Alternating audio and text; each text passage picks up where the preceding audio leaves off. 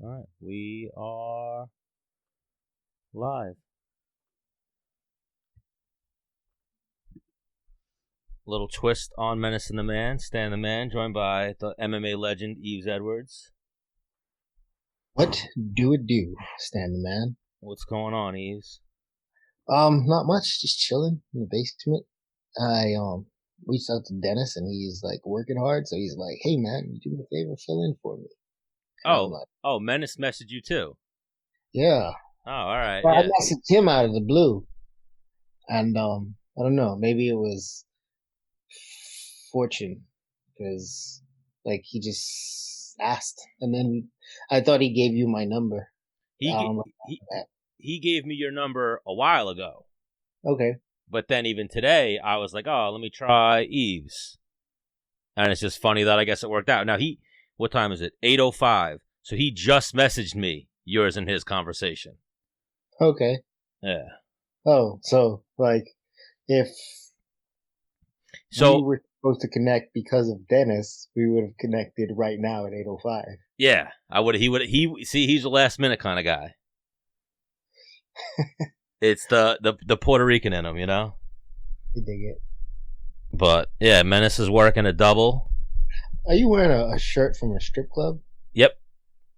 Which strip club is that? Do I need to go there? Yeah. It's in drinking Tab. It's in Rhode Island. What am I drinking?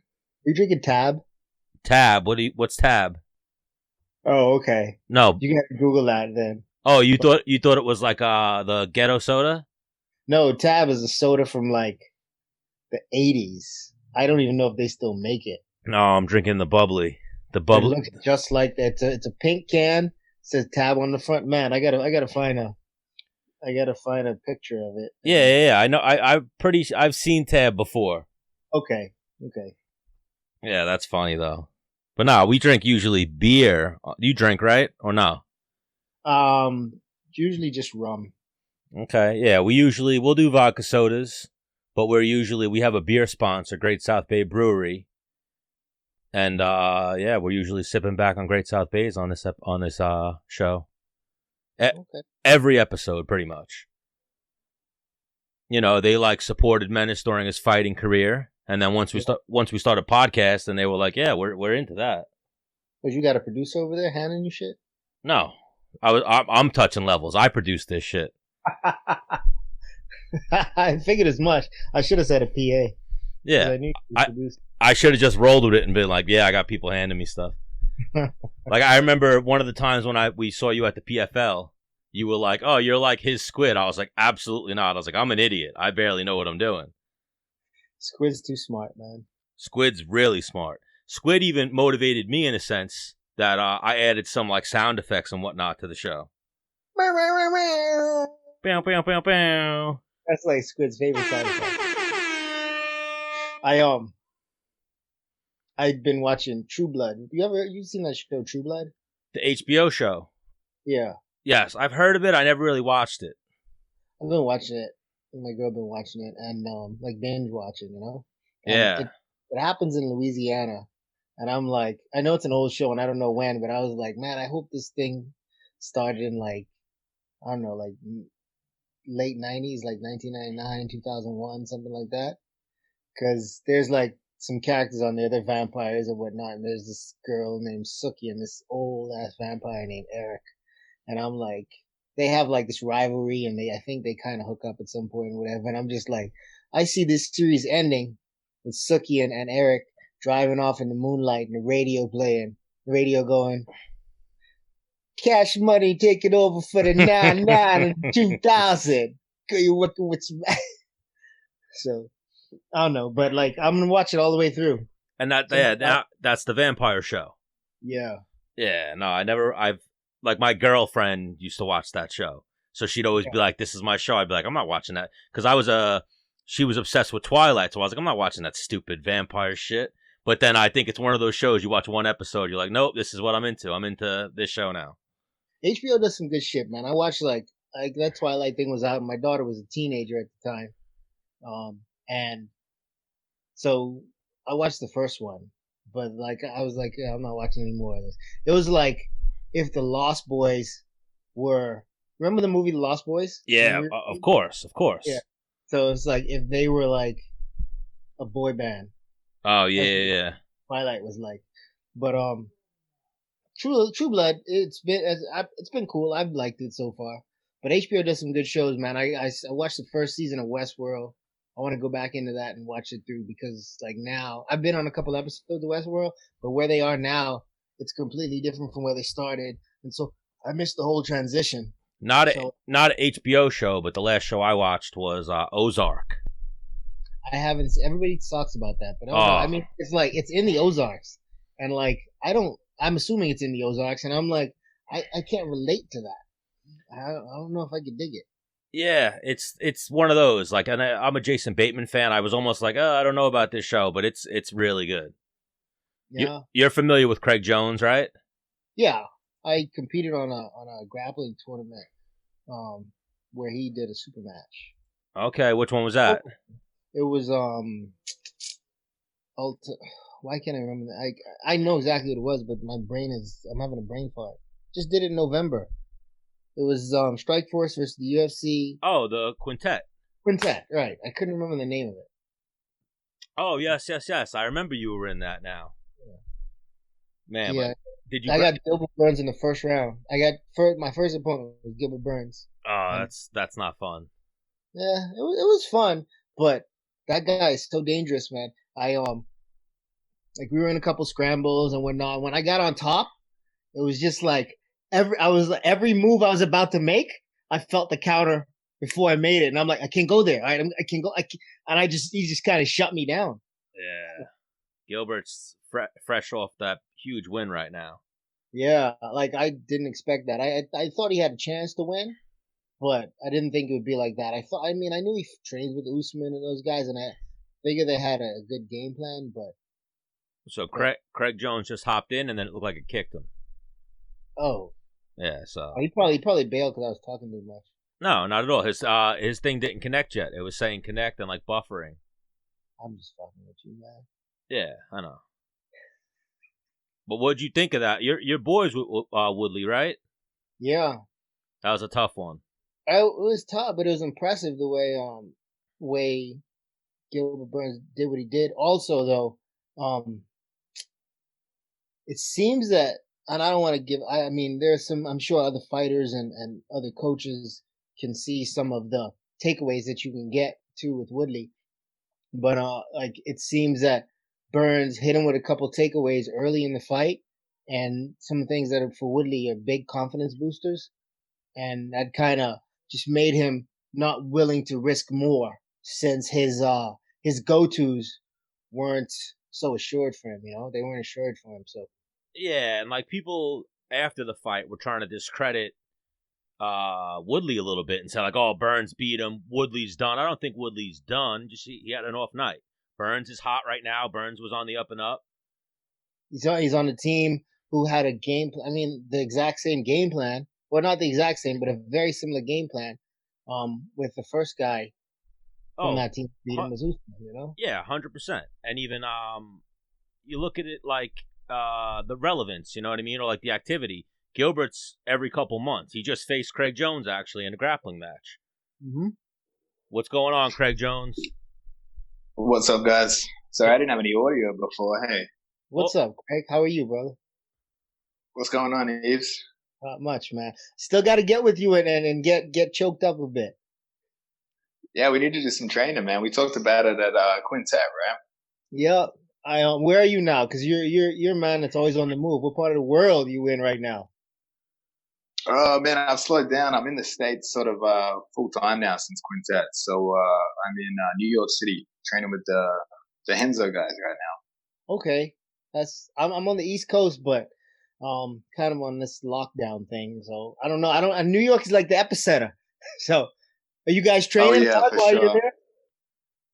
Yeah, we're still training. Just training in a small group though, like to keep things safe for now. Yeah. Yeah, Nice. New York's crazy right now with everything. Protests, coronavirus, everything it's got. Just the fact that it's Yeah, man. They tried to break Henzo's windows two Is nights ago. is They tried to throw a is that barricade in there. is that what that was? I saw people post. Yeah, I saw people posting the pictures of the windows boarded up. I wasn't sure what that was. yeah. So Henzo and the rest of the Gracie brothers and stuff, they hung late 2 nights ago, and they said they heard some commotion out front, and they caught just a couple of kids trying to throw the police barricade through. So they chased them off. They hung in there for a bit, and then got the windows barricaded up the next day. Oh, people are looting everything, but Yeah, it's one of those situations where it's not cool, man. The looting, I understand I don't agree or condone, poor people looting or even greedy people looting, but I understand the anger. Like, I'm angry as fuck too. So like, I'm gonna let you know right off jump. Like, I'm angry, but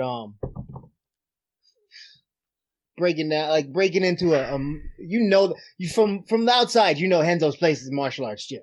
yeah. You're not. There's no reason to even vandalize that place. If with anger, that's the kind of place that these cops need to go so they learn how to handle these situations physically. That's the place where people need to go so they learn how to handle themselves and gain the confidence to be able to handle themselves in those situations. Yeah. That's the thing too. Like, here, one thing, Craig, can you turn your phone the long ways? Yes, let me. So we get that whole Craig Jones view. There we go. I think That's better. Yep, something that we talk about all the time on Menace and The Man. I think all cops need to be at least blue belt level in jiu-jitsu. Like, it would help them with what they have to do on the job, on the regular, and they would learn that, like, temperament, if you will, that, I don't need to hurt this person. Like, I can just subdue them by holding them. You know what I mean? If it comes to that. I want some blue belt to try to subdue me. Yeah, but you know what I mean, like the average person. Yeah. Yeah, no, that's legit, man. I feel like whatever the entrance exam or the questionnaire going into the police academy is, I think one of the first questions on there should be, have you ever been in a fight? And have you ever lost a fight? That's another question. And how did you handle that situation? What did you do about it? Yeah. Those are things that I think. I feel like guys I can't trust a guy who's never been in a fight. Greg, how can you trust someone who's never been punched in the face? Who's never faced adversity, who's never lost something that means something to them. You know what I mean? Oh, 100%. Yeah, for sure. Like how people deal with that level of stress and stuff. The fear going into an interaction. Yeah, it's I don't know, man. It's frustrating. But anyway, we're here to talk about good stuff and bring joy to the world. What's going on with you, Craig Jones? When we get to see you compete next? The next event, I think, June 21st. But I actually just competed on Sunday against Wagner Hosha. Yeah, submission underground. Chael putting on the shows. Hold on, don't spoil it, because here's my thing, Craig. I know the submission world, but I don't follow submissions like I follow fighting, right? I know of you. I know of Gordon, Ryan, of course. See, I draw these blanks when I'm talking about these people that I know because I don't follow jiu-jitsu as hardcore as I follow mixed martial arts. But I want to start watching more because that Quintet tournament, I want to compete more. I've been training a lot with Master Lloyd Irving since I'm on the East Coast, and I want to know from the man himself, what events should I go back and watch, and what events should I follow like consistently to watch like some real high level fun, good grappling. That's not boring because I hate to watch guys butt scoot, and I hate to see guys just sit there and pull guard or hold guard and not really try to advance and score. And I'm not a big fan of watching the gi. The gi, yeah. I think, just ADCC, usually you'll get some boring matches at ADCC, but if you want to go back historically, like the rule set makes people wrestle. It forces wrestling. So the overtime round, you're not allowed to pull guard. So like if no one gets the finish, no one gets any points, they're going to make you guys wrestle. And they really actually to score points in ADCC, they make you pin someone's shoulders to the floor. So in typical jiu-jitsu, you just need to knock their butt to the floor to score. So it actually ends up being quite a lot of wrestling skills take place in that one. Yeah. definitely submission underground too. Oh, for sure. I mean, I'm in submission underground butt scooting, but submission underground has EBI overtime, right? So if two guys, it's only a 5-minute match. So if it doesn't go, if no one gets a submission in 5 minutes, then you basically have a shootout from the back or armbar position to see who can submit the other one quicker. So you basically guaranteed submissions in submission underground. I do love that overtime rule.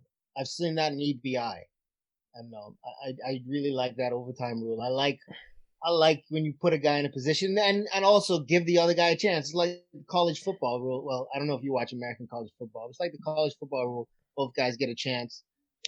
Both teams get a chance to score. Yeah.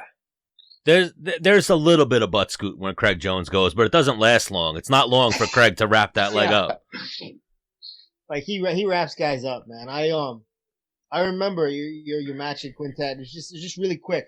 I'd heard your name and I heard about you a bunch. I'd seen clips, but I wasn't a follower of jiu-jitsu. I knew who Craig Jones was. I'd seen some of the clips, seen you like start some guys, but until I met you, I was like, Craig Jones, yeah, I know the name. But like when I met, I'm like, yeah, I like that guy. I like that. I want to train with that guy. That guy took me out. Yeah, we gotta do it, man. We gotta do it. I'm so serious. I'm so down with that, man. Don't laugh at me when you get that. When you take my back. If you take my back. And even Yves, if you're looking to do some grappling, bring Chael's number. Chael's always looking to put MMA fighters in submission underground. Oh yeah. Oh yeah. I love me. Oh, for sure. Bro, like even Craig, I was surprised at Brent Primus this weekend. Yeah, he looked good, man. He looked good. He hung in there well with Jake Shields. Got the finish in overtime. Who finishes Jake Shields? Not Primus. Yeah, I think nobody. Very rarely. Yeah. Have you ever gone against Jake Shields? I competed against Jake Shields in 2018 and was able to get the leg lock on him. But before that, I think the only person that had submitted him was Marcelo Garcia. And now, so when Jake Shields gets submitted, it's pretty rare. Oh, so who submitted Jake Shields, you should have been like. I don't want to brag. Jake will beat me up. Yeah. Is Jake still in New York at Renzo's right now? No, actually, he moved back to the West Coast. He moved back to San Francisco. Okay. I knew he was out there training with Renzo the first season of the PFL, so 2018. And that's when you said you tapped him. Yeah, so I moved to the gym after we had the match. Okay. See, that's different. It's usually when someone gets submitted, the guy who gets submitted goes to the guy who submitted him. But you submit a guy and then you go to his gym. Yeah. Yeah. Actually, the first time after I submitted him and we trained in the gym, he actually beat me up. So I was like, maybe I got lucky. Oh, he was going a little hard, remembering that day. Yeah. He came to some revenge. That's for sure. He got it too. Yeah, I've both sides of that one. Well, you've trained with Jake as well, Yves? No. I just mean that scenario where you get beat by someone and then you train with them later and you go after them, or you beat someone and you train with them later and they come after you. Yeah, and even Yves, like you said you don't really pay attention to the submission grappling game. Chael's about to put on a tournament just to find someone for Craig Jones, because Craig Jones is cleaning everybody. Not that there's a one weight class division, but he's going all over, cleaning out guys bigger than him, guys his size, guys smaller. Yeah, I mean, so here's the thing. I know what it's like to be one of the best fighters in the world, like striking and combining grappling. But what's it like to be like one of the most dominant grapplers in the world? You can walk into any tournament and everybody's expecting you to see you on the podium at the end of the day. But that means everybody has, like, if you're a real fighter, if you're a real competitor, like, you got a target on your back. What's that like? Oh, for sure. Yeah. I mean, it's fun that they're motivated to take me out and stuff. But I mean, it does keep me training hard to protect, I guess, the status I have in the sport. You know what I mean? Like, it's a long, painful road to be well respected in the sport. So it's like, nothing's really changed. I probably train harder now to keep this position, you know, like the tournament stuff, like all that stuff really motivates me to keep training, get better and stuff. Yeah, I could see that. You want to stay on top of the throne. Like, even that's what I had in my head almost. When Chael does this next submission underground, they should just get you a throne, and as the matches are going on, you just go like this. That guy's no competition. Oh, this guy? He's got a shot. It'd be fun to commentate those matches. Oh, 100%. Like, who's he gonna get? Have you had any possible inklings of your next opponent? Like, what last time we had you on, we knew it was going to be Wagner Roca, possibly. Anybody for the next one? There's this guy, Kyle Bone, who does. So we did that crazy tag team match, and Vinny and Kyle Bone were on the other team. So since then, we lost the tag team. So since then, I had a match against Vinny and beat him. So now Kyle Bone is the last guy from the tag team, and he's very, very good with his EBI overtime rules. So I'm pretty sure he's in the event. And based on who I've seen in it, I think Kyle Bone's probably the favorite to win. Kyle's like, I think he'd be like 240 pounds. Yeah, he's bigger. Rock climber. Like, he's insanely strong, I guess, with those isometric holds from rock climbing. So it makes him perfect for EBI overtime. Yeah, especially that grip strength, huh? Imagine what that's going to be like. Yeah, it'll be horrible. Yeah. I remember seeing just a couple weeks ago after your match with Vinny, that there was some controversy in the stoppage about the heel hook. I know Vinny's tough. I trained with Vinny a couple of times, and I feel like a child.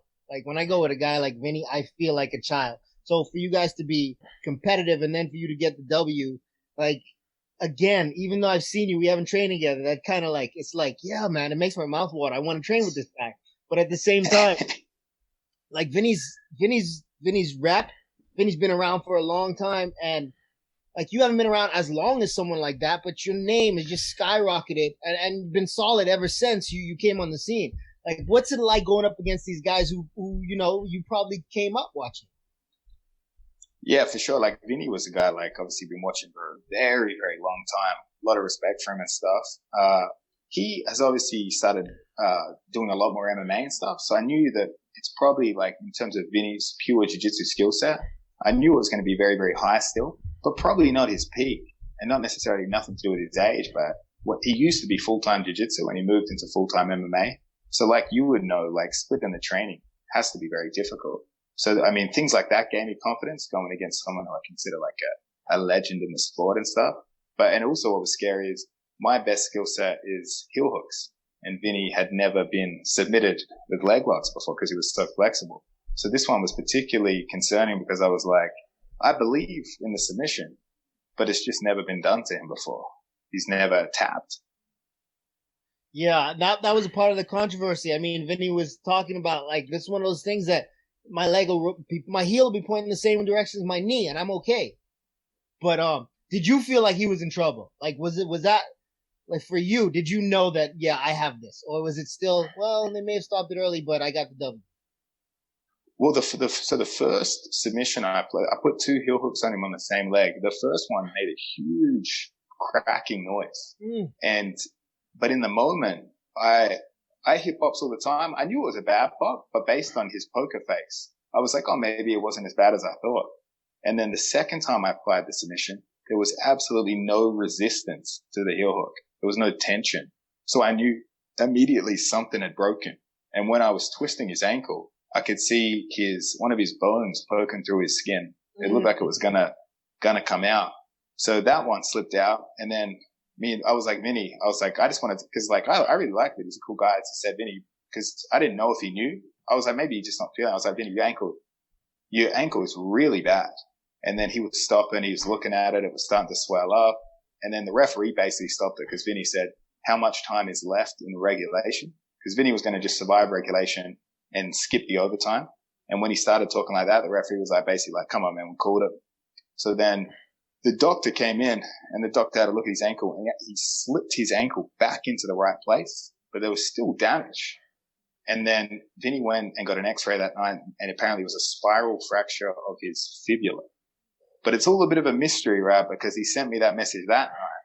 But then the next day, he told me there was nothing wrong with it. And I was like, you had an x-ray, you said it was broken, and now you're saying it's not broken. So I don't know if that's pride or maybe the first x-ray was wrong, but it definitely was.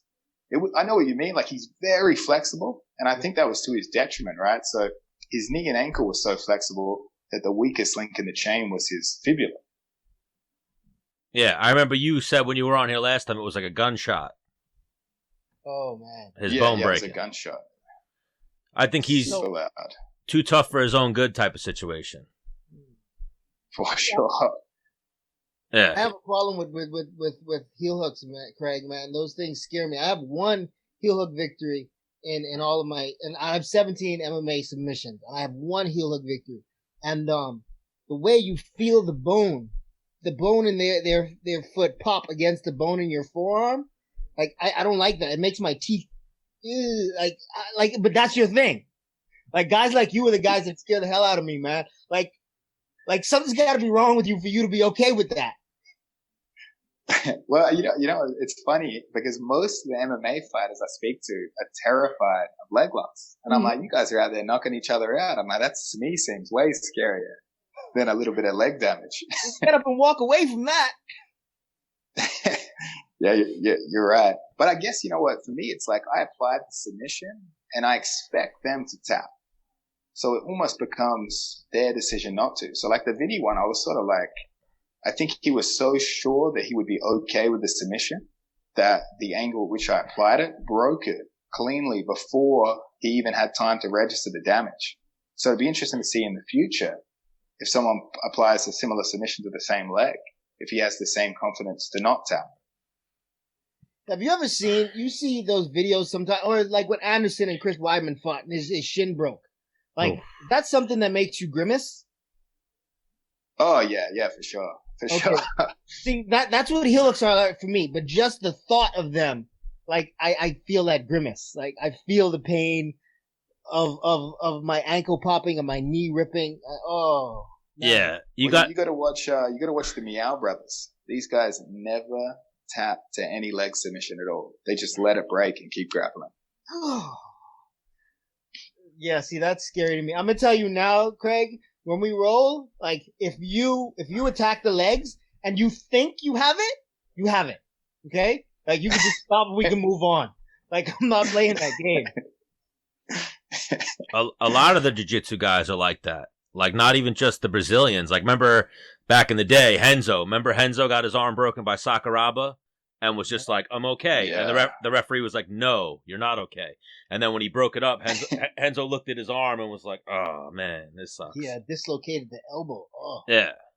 And I think it was, I forget if Cobrinha tapped, but remember Rafa Mendes armbarred Cobrinha?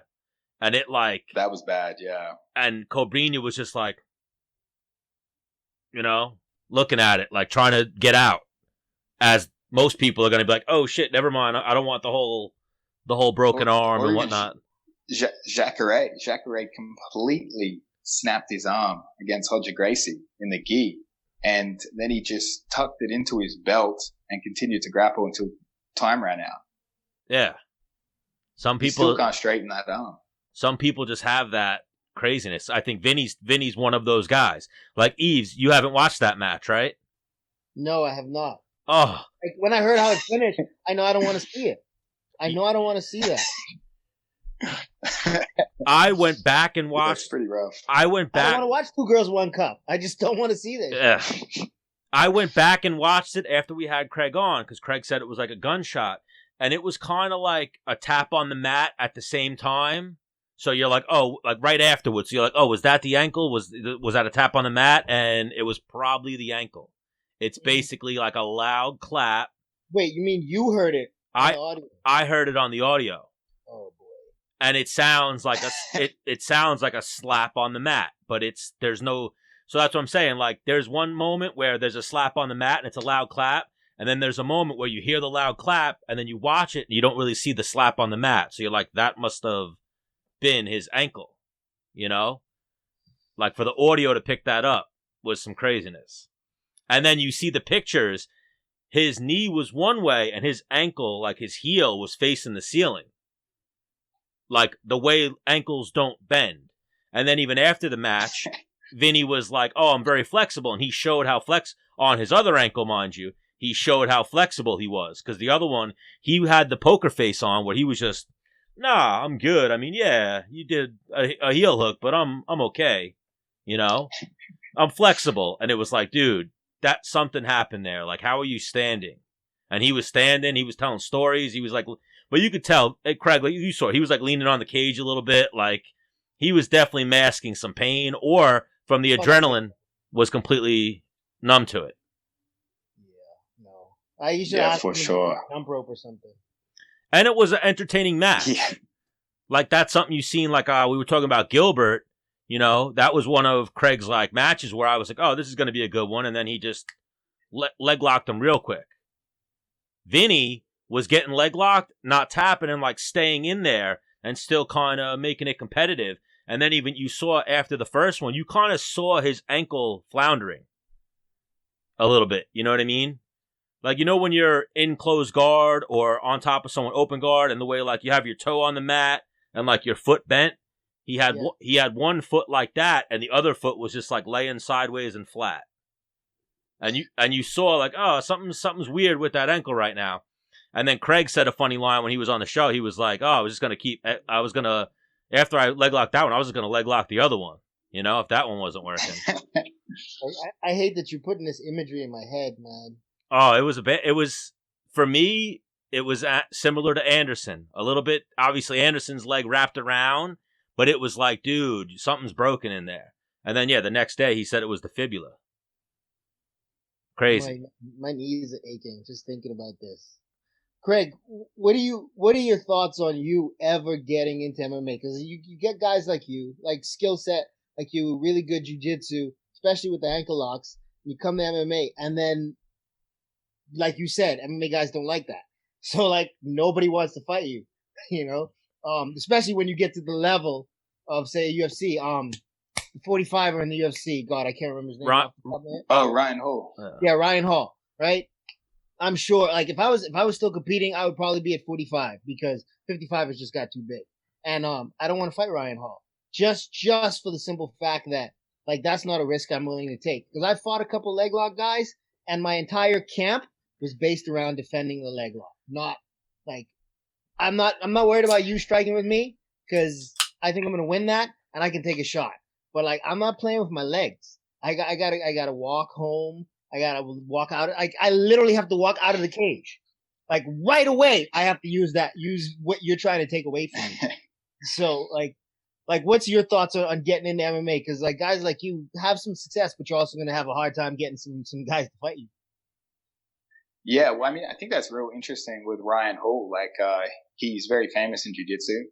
He's not super famous in MMA yet, so guys aren't really willing to take that risk when it is such a big risk. You know what I mean? And like knowing, in my experience, of all the heel hooks I've landed in competition, I would say over 90% of them had a pop. Something was popping in that submission before they had some time to tap. Not usually catastrophic like Vinny, but there's definitely like the time to get damaged is very, very soon, right? So like, yeah, so Ryan's in a real difficult spot. I've spoken to Ryan about it and stuff, and he was encouraging to me doing MMA because he was saying like, he's like, I can do whatever I want. He's like, I just have to worry like sort of about the knockout, right? Because he's like, I can throw crazy kicks. No one wants to really take me down. No one wants to engage in that area. It's like, there's certain elements of the game I don't have to worry about defending against because no one wants to engage that area.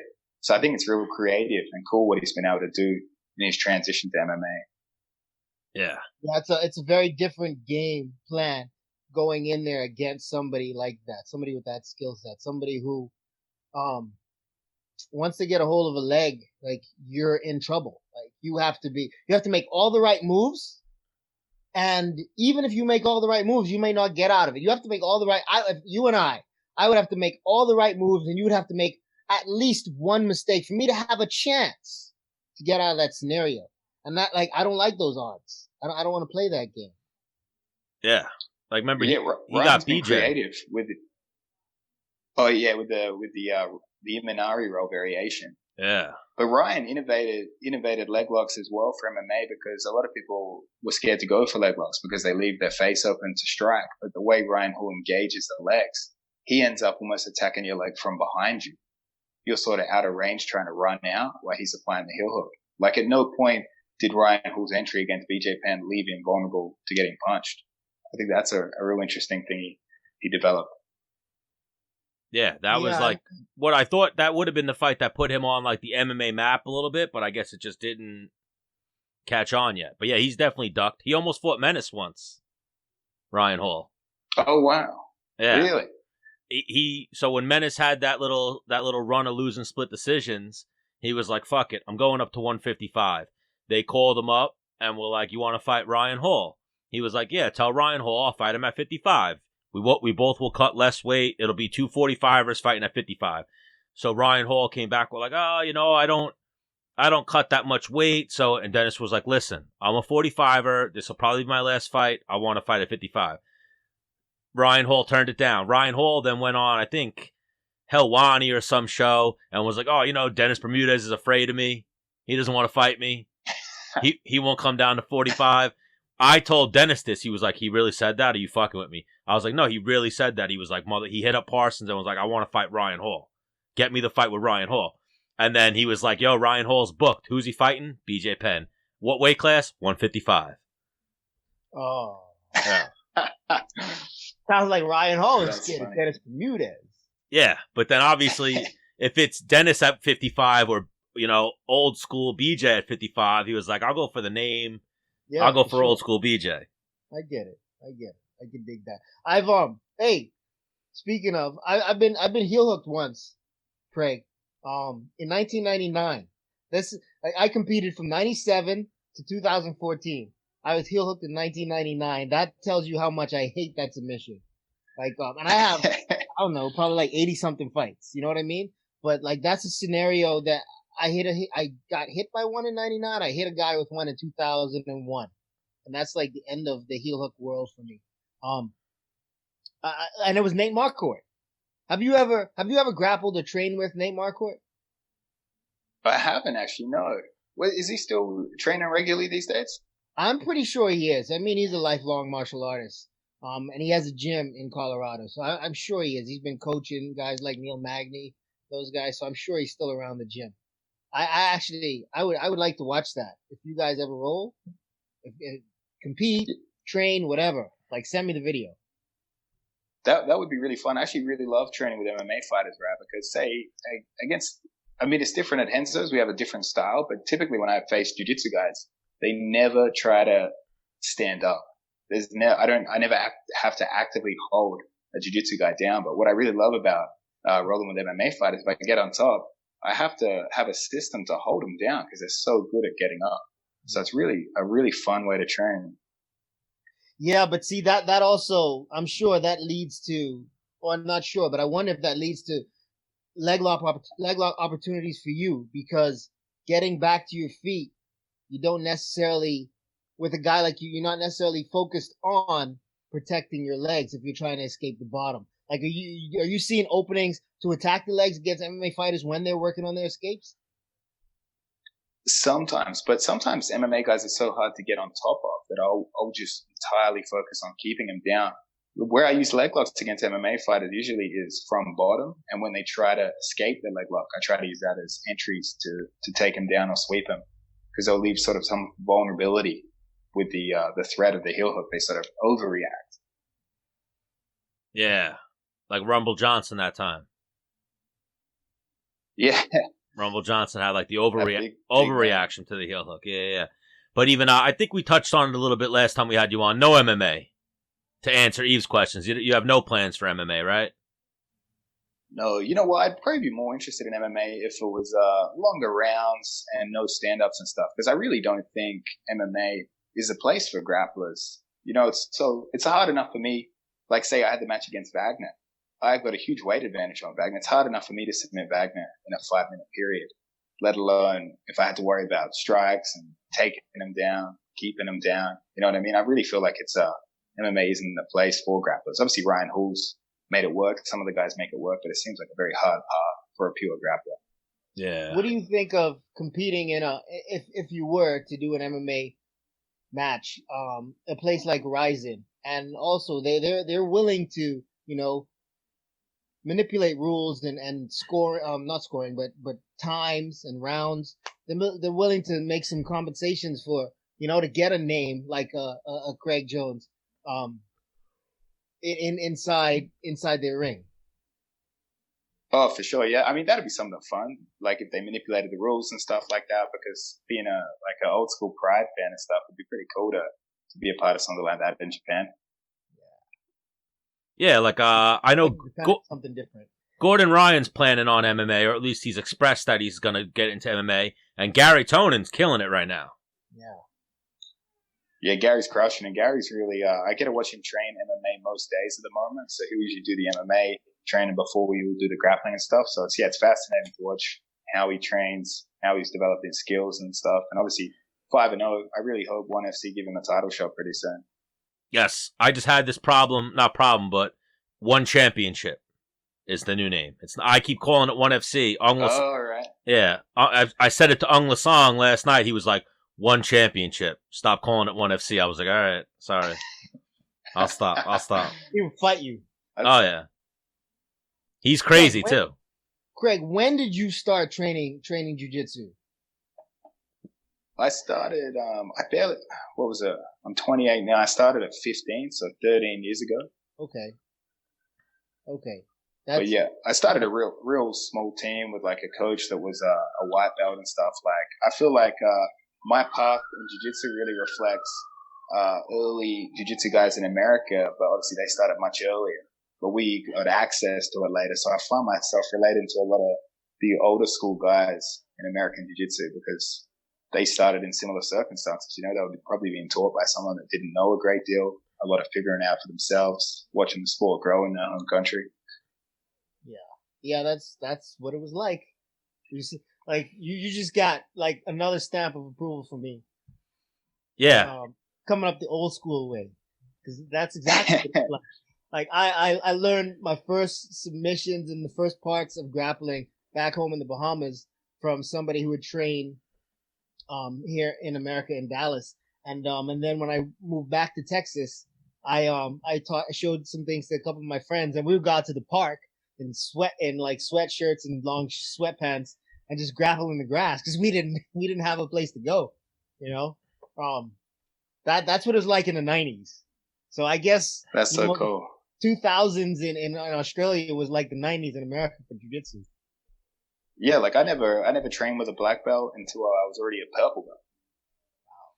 It's like just no access really. Yeah. Do you remember the name? Well, I'm sure you do. What was the place that you started, and what city was that in? So that was in Adelaide, and it was actually my cousin Matt Jones. He was teaching at a gym called Isa Health. So he was doing strength and conditioning, and he was training at a jiu-jitsu gym in Adelaide. That was a long way away from where his gym was. And me at the time, I didn't really drive or anything, so he opened a gym in his area, and he was only a 4-stripe white belt, but it was really just about giving access to people in another area and stuff. And that really was the bridge for me to get into it. I remember in the early days and stuff, me and my brother, we had those old school tap out camouflage MMA gloves, and we just beat the shit out of each other in those and try and learn grapple on those. I'm sure if you have any videos of that, you can probably sell those, or at the very least, post them on. You should post some of those online. Oh, yeah, that would be funny. Actually, we would just beat the shit out of each other. No real, not a lot of technique. Well, that's what I remember you saying initially. You started a little bit with MMA, right? Yeah, but it was MMA was illegal for a fair while. I think until 2009 or 2010. So it really wasn't a career path for MMA in Australia. I mean, there were some pioneers and stuff like Elvis Sinistic, but like on a local regional level, there was barely even jiu-jitsu competitions. Yeah. I'm sure, Yves, you experienced that too. When you you started in the black day, the what do they call that? The blackout days when UFC wasn't on pay-per-view. Yeah, it wasn't anywhere. You want to hear answer to a trivia question? I won't give you the answer. I'm going to ask you guys a trivia question. After the blackout for MMA on cable television, What was the first fight to be shown on cable television after it was back on cable and not exclusively on satellite? You guys take a guess. Take a guess. Oh, it was it UFC 30? Was that the first one back? Close. Very close. Well, on pay-per-view or cable television? Cable pay-per-view. Cable pay-per-view. All right. Cable television. Pay-per-view, I believe it was 30, wasn't it? Or the 33. 33. Yeah. All right. I was going to say 30. I thought you were talking about TV. I was going to say 37.5. Remember they had on that one also. I was going to say Yves Edwards was on that one. I remember. They had that little hybrid show and they had Belfort versus Liddell. Yeah. But my match with Matt Serra was the first fight back on cable after the whole John McCain ban from cable television. Okay. That's wow. Cool. Yeah. Some MMA trivia. There you go. That one's for the kids. That's very cool. That was like around the time, was it BJ Penn started around that time fighting as well? It just started. He had one fight in the UFC, I believe, then. Which was, I think, UFC 30 or 31. Yeah.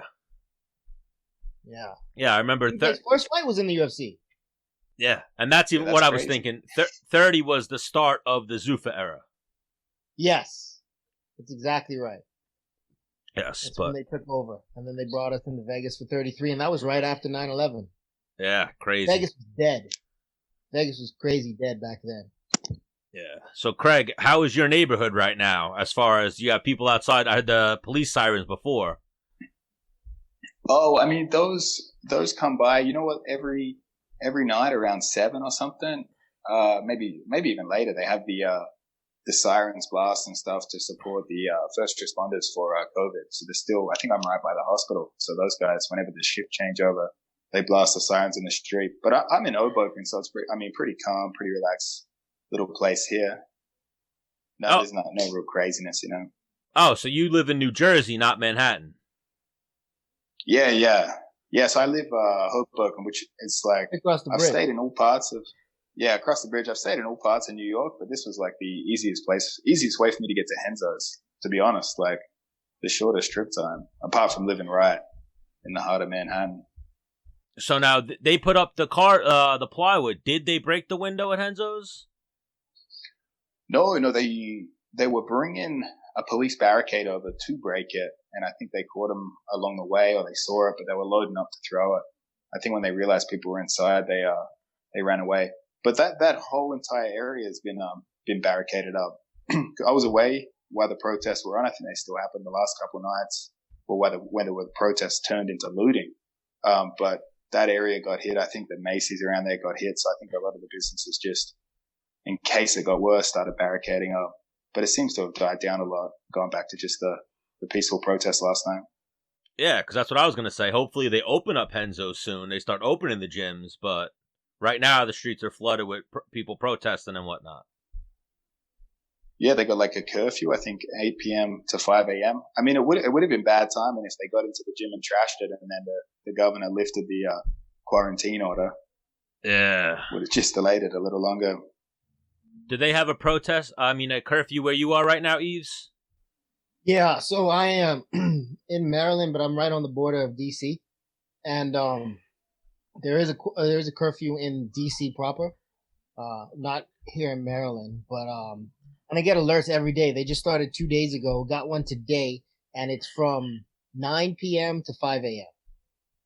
Oh, all right, so 9 p.m. curfew. I think that they have 8 o'clock here right now. Yeah, which is crazy.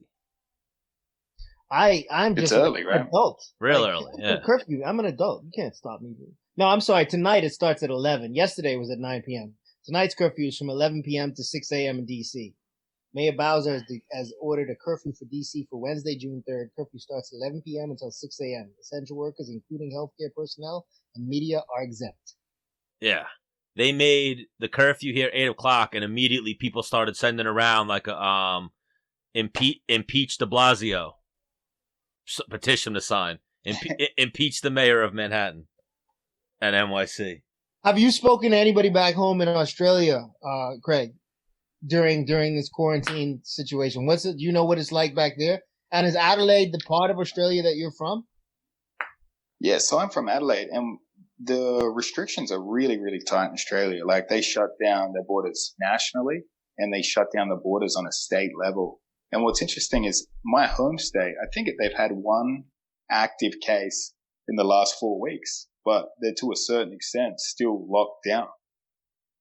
So it's really, Australia didn't get hit too bad as a whole. I think obviously lucky those guys being an island and they could control the travel pretty quick and stuff to limit it. But yeah, it's still very locked down considering, I guess, some parts of the US are opened back up with much, much more cases.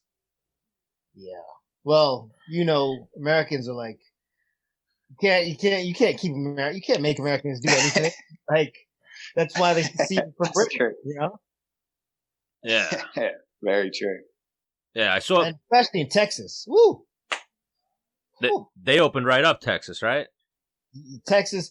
So my eldest daughter, she's in Texas, and that's where, when I came to America, that's where I moved to. And Texas is just, people are going to work, and like there's a quarantine, but it's kind of like, if you want to be quarantined, you be quarantined. But if not, you go to work. You get, like, everybody's doing everything in Texas, man. Yeah, Texas. They don't play games in Texas.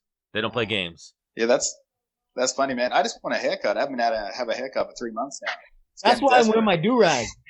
I got a fro going on. Yeah, I'm not gonna lie, and I'm kind of liking it.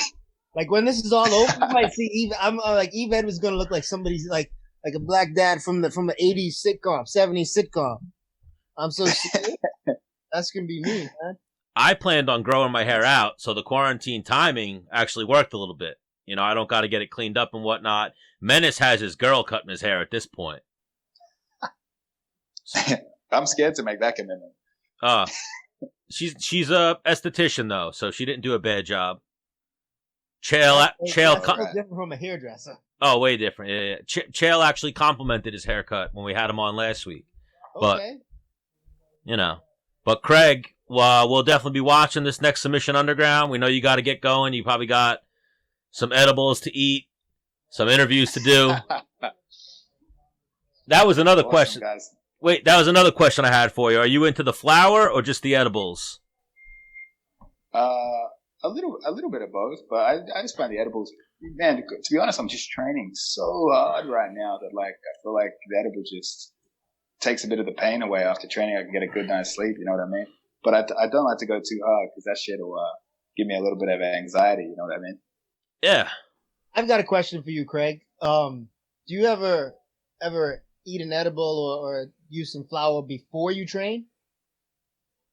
But I used to back in the day. I'm pretty sure I was high for all of purple belt. But I really, I felt like it was great when I was rolling, but I felt like I had very poor perception. Like, I could go to training high. I could, for all intents and purposes, have a bad training session and get beaten up. But if I was high, for some reason, I'd walk out of there thinking I just did the most technical rolling of my entire life. Like, I couldn't put it in perspective. I had such a good time. I just enjoyed it either way. Wow. I always wonder about other people. I've had the experience a couple of times, but I've noticed that when I'm going with guys my level or I'm better than, like, I'm just flowing. But when I'm going with a guy, like one of my instructors or somebody with a lot more experience and skills than I have, I find myself, oh, what's he doing now? Oh, I'm going to try to defend this, but this is kind of cool. Let's see where this goes. And if I can figure it out, but like, I usually get caught because I'm watching rather than being in the moment, And I didn't know if that was a thing for everybody. I think a lot of guys love getting high before jiu-jitsu for sure. Yeah. I spent like 10 years never not high training. I like the 10th planet way. 10th planet is awesome. Sometimes I do it when I kickbox. Yeah, and that's weird. I used to smoke before sparring. I literally always, like you said, what it's really good for athletes is pain management. Yeah. Joints, arthritis, shit like that. So getting the rest, because we train in the evening and your blood's your blood's pumping, and sometimes I used to have a hard time going to sleep at night. I would get up. Oh yeah, for sure. I would get up and feel like a rusty gate and be like, oh man, I gotta go train. This ain't gonna be fun. I'd smoke a little bit. I'd be like, I'm ready to go. I'm going to choke Menace out right now. That would be the game plan. But Craig, you're the man. We appreciate the time. We'll definitely have you on before the next Submission Underground. We'll make this a regular thing. We love the stories. We love having you. And Craig, we got to get you on my show, ThugJitsu Master and Squid. I'm going to hit you up about that, my friend. Yeah. For sure. That sounds great. I'm subbing in for Squid tonight, and he's subbing in for Menace. So we're doing 2 shows right now in one. So we'll get you back on both. ThugJitsu Master and The Man. Yep. Very cool, guys. Guys, thanks for having me. I'll speak to you guys soon. All right. Stay safe out there. I like that guy, man. Yeah, he's a good dude. When we had him on last time, you know when you have someone on and you don't know them personally, you're almost like you don't know them at all. You never did a live stream with them. You know them just the person that you see on TV. So we were like, oh, we don't know how this is going to be. And then we had him on. And even Chael said to us, he was like, was he dull or did he talk a little bit? We were like, nah, we opened him up. Like he was, cracking jokes, telling us street fight stories, all that type of shit. So it was good. Yeah, I at the Quintet, we were sitting next to each other and we had a chat. And he was just a real cordial dude, man. I like that cat. It's easy to get along with people who you have similar interests with, and just training. And I want to train with somebody like that. I want to train with somebody who's really good at leg locks. One of those elite guys who can control themselves and not rip my shit up. Yeah, he's that guy. He doesn't have something to prove. He's that guy, but then in competition, he'll rip the shit up. Like he doesn't play games. You should go back and watch. I mean, if you don't want to squirm a little bit, because it'll fuck your head up with that. But that Vinny Magalhaes finish, it was no bueno.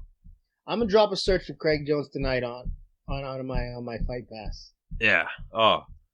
And even like I said, when he faced Gilbert, we're like ride or die for Gilbert here. We're always on Team Gilbert. But that one, we were just like, man, this isn't gonna be good. I dig it. Are you familiar with Alp Ozkilic? No. He was the first Turkish MMA fighter. He was a Sri-Lanka guy for a minute. Okay, I might if I saw his face, but I don't remember that name. Alp. What up? Stan the Man. What's going on? Stan the Man. Not here. much. Yves Edwards joining us. Hello, Yves Edwards. How you doing? I'm good, brother. Alp, could you go? Good to meet you, Al. Can you go long ways with your phone? Sideways? Yep. There we go. I was just in my backyard chilling. That's it. Sun is still up? Are you in California or something? Yeah. Huntington Beach. Where are you? I'm on the East Coast right now. Oh, okay. Correct. Usually in LA though, right, Yves? Or are you not in LA anymore? Usually in LA. I'm gonna get back out there after this whole quarantine thing is over and COVID and whatnot. Work starts up again. When Hollywood starts up again, I plan to get back out to California. It's bad in LA right now, so stay away. Yeah, right? It's really bad. Yeah, Long Beach especially, which is about 20 minutes from me. It's been like some of the places I personally go hang out, some of the cafes and bars, they've been torn down, man. Oh, wow. Oh, what? With protesting and rioting? Yeah. Always rioting and less protesting. Yeah. Well, I think that's what there's some people out there doing it peacefully, and then there's the people that are out there like, nah. While they're doing that, I'm doing this. Yes. Look, and I don't know what you guys were talking about before I got on, but this is my personal question. I want to know this too. Look, I'm a minority. I'm an immigrant myself, right? So I am for the minorities, and I am for protesting peacefully and all of that, right? And I never had the privilege. So let me start by saying that. I was just messaging with one of my friends who was a journalist for Al Jazeera English. She's an Iranian-Australian journalist, right? She's been posting about all of this and or whatnot. So this is what I asked her. I said, hey, how come we never started a movement for Palestine, Rohingya, Myanmar, Tibet, Uyghur Turks? She goes, what do you mean? I said, exactly. There are so many bad things happening in the world right now. A bunch of genocides happening right now, today, in 2020. We choose not to cover. So I'm just curious to see why this became, because unfortunately, yes, racism has been happening, but this was just a very small glimpse that was just filmed. This has been happening. This just didn't start yesterday. This didn't start with George Floyd. But why now? Because if it's just a trend that we're trying to follow, I choose not to be a part of it. But if we are really trying to make a change, I'm all for it. So here's why now. And I'm not American also, I'm an immigrant, but I'm also a black man, and I do live in America. So I get it, right? Being a part of the diaspora, the fact that like this happened just a few days ago, it also happened a couple of weeks ago, it happened years ago, it happens over and over and over again. And exactly. And this happens to people, to my people, right? People that we're promoted as lazy, good for nothing, and these different things. When we built this country for free, like there's just a lot of anger, and I completely understand it. I mean, I feel it myself. And the riots, like I understand rioting for a purpose. The looting, like I'm down with riots if it's to show that, if you're gonna keep doing this, we're not gonna stand here and take it. I'm not down with looting. I'm not for that. But I understand the anger. I'm on the same boat as you. I'm not, I'm nowhere near. I'm not on the other side or anything. I'm not privileged. I never got those, man. I'm on the same boat as you. I'm just trying to figure out just like you. Yeah. But the problem is we can get angry. We can show that we're not going to stand for this. We're not going to take it. But it's the people that do it, the people that commit these acts, is the system going to punish them? Because that's the other thing. That's the reason why that's the reason why it's a bigger problem for us, because it happens. And then there's this show, the charade of, okay, we're going to punish these guys. And then you arrest the guy. They arrest one guy. There were 4 cops involved with that. They fired 4 guys and they charged 1. What about the other 3 guys? What about the Asian guy who was stopping people from trying to help? What about the other 2 cops that held him down that you couldn't see from behind the car? When these guys go, their punishment is getting arrested and having their reputation tarnished or sullied. They don't go to prison, but if a black kid gets caught with an ounce of weed in the car, like, he's going to jail for 20, 30 years. But this cop gets a slap on the wrist, he loses his job, he goes to be a security guard, he goes to some other agency or something like that. There's a reason for the anger. And I know you want to know why, but these are just parts of the reason. These aren't even the entirety of the reason. Was it? But my point was, there's just a lot of things we need to be standing up for. But I am also trying to say that a lot of people are jumping on this bandwagon just for the gram, man. Like, that's what makes me mad. That's what pisses me off. Like, okay, start a trend, but start a trend for a reason. I know a lot of people that are just doing it for, it's just something to post about. Yeah. Yeah. Like, that pisses me off. And I completely agree. It's my thing is when, whoa, I'm sorry, my phone started ringing, but I can't take it. You're a popular man. And now where did my Zoom go? Now my Zoom is a tiny screen. Here we go. Got it back. All right. So what was I saying? Where was about? Oh, you're talking about people doing it for the gram. Yeah. Absolutely. I'm not down with that. I think I don't appreciate, you joining my cause for likes. We don't do this for the likes. Like, exactly. George Floyd, Omri Ahmed, Trayvon Martin, these boys didn't die for the likes. Sandra Bland, they didn't die for the likes. Yeah. And I'm not for that. I'm for, like, the people who are doing this for change, people who are doing this because we're fed up. I'm 100% behind you. I'm 100% with you, and I'm gonna stand. I'm ready to die with you. But if you're doing this for likes, you can fuck off. I've been, unfortunately, that's my problem, and unfortunately, I always had a problem with this. Something happens in Paris, France, because Paris is a cool place. Pray for Paris, like posts and hashtags. How come you don't do pray for Tibet or something? Or how come you never, you know what I mean? Like, why don't you start a cause for a real freaking reason? Like people just pick and choose their causes, what they want to promote and be a part of it. If it's wrong, it's fucking wrong all around the world, man. 24/7. Yeah. Yep. So And everybody who knows me will tell you. Everybody who knows me will tell you this is something for me. This is the thing that I stand up for. This is a fight that I'm willing to fight. I know there are other problems in other parts of the world. I feel for the Palestinians, and if I were near them, or if I am with Palestinians, like when I'm with Ramsey in the gym, or like I got his back in those scenarios. Yeah.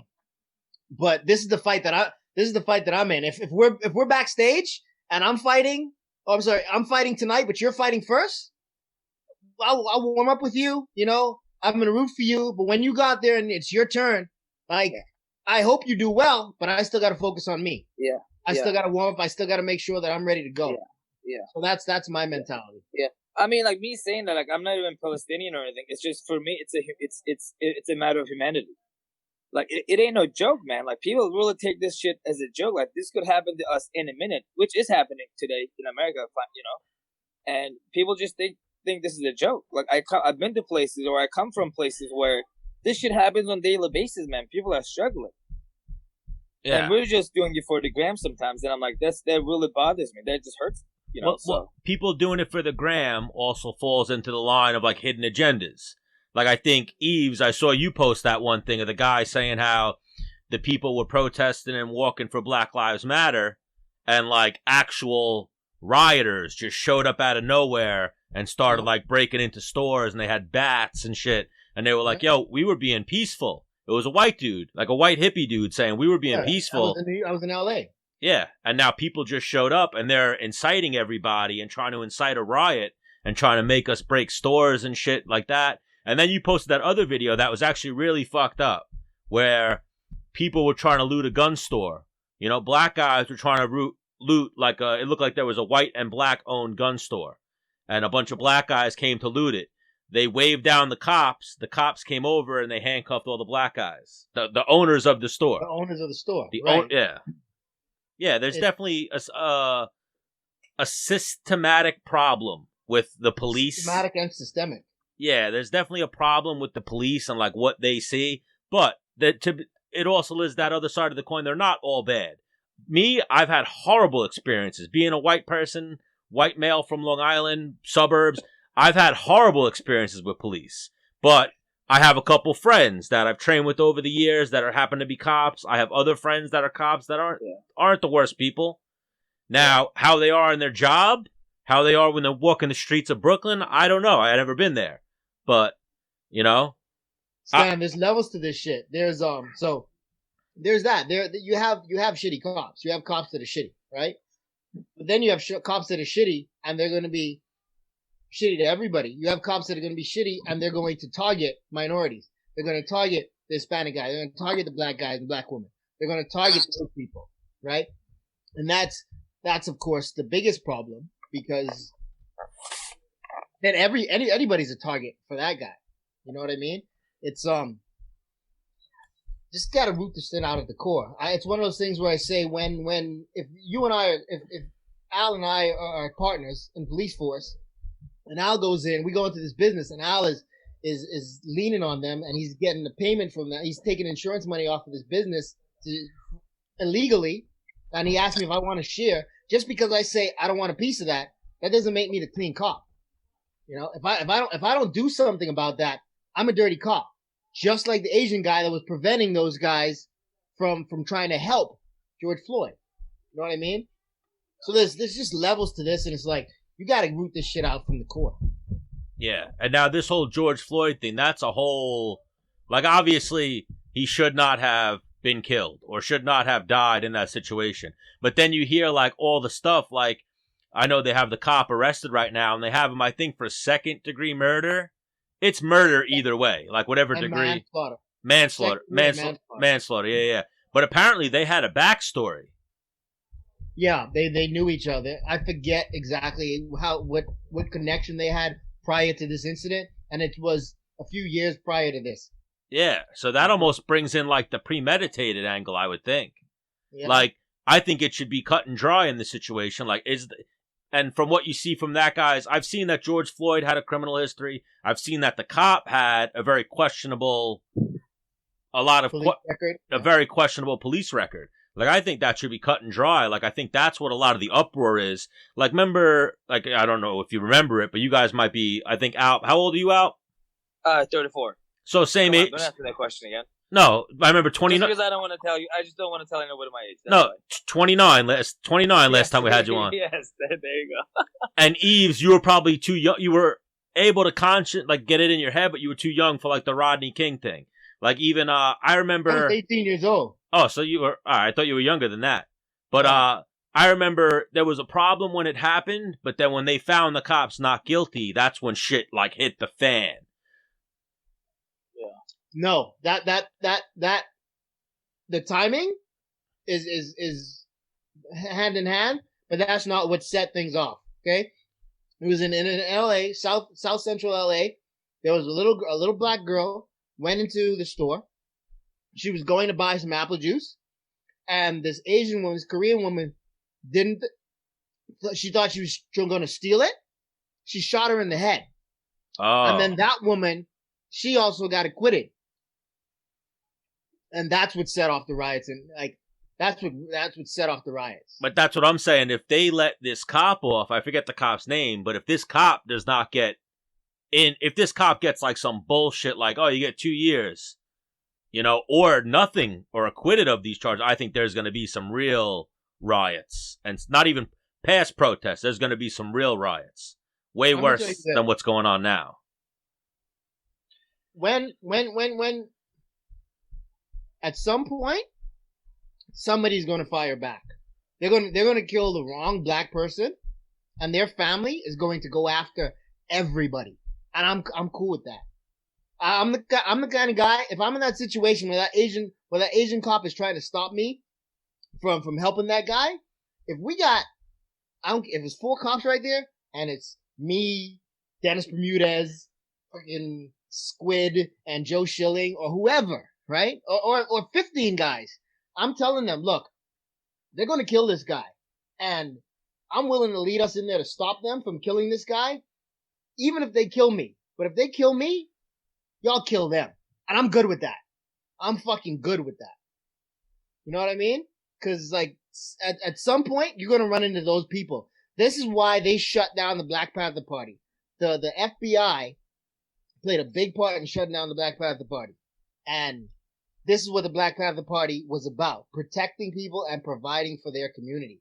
When cops would pull over black people when the Black Panther Party was founded, Panthers were near. They was to patrol their own neighborhoods. When the cops pulled over a black person, they would get out of the car, stand across the street from them with all of their weapons, and just watch the cops. They would point their weapons at the cops just to make. If they're going to give the guy a citation, they give him a citation. But you're not going to violate his civil rights.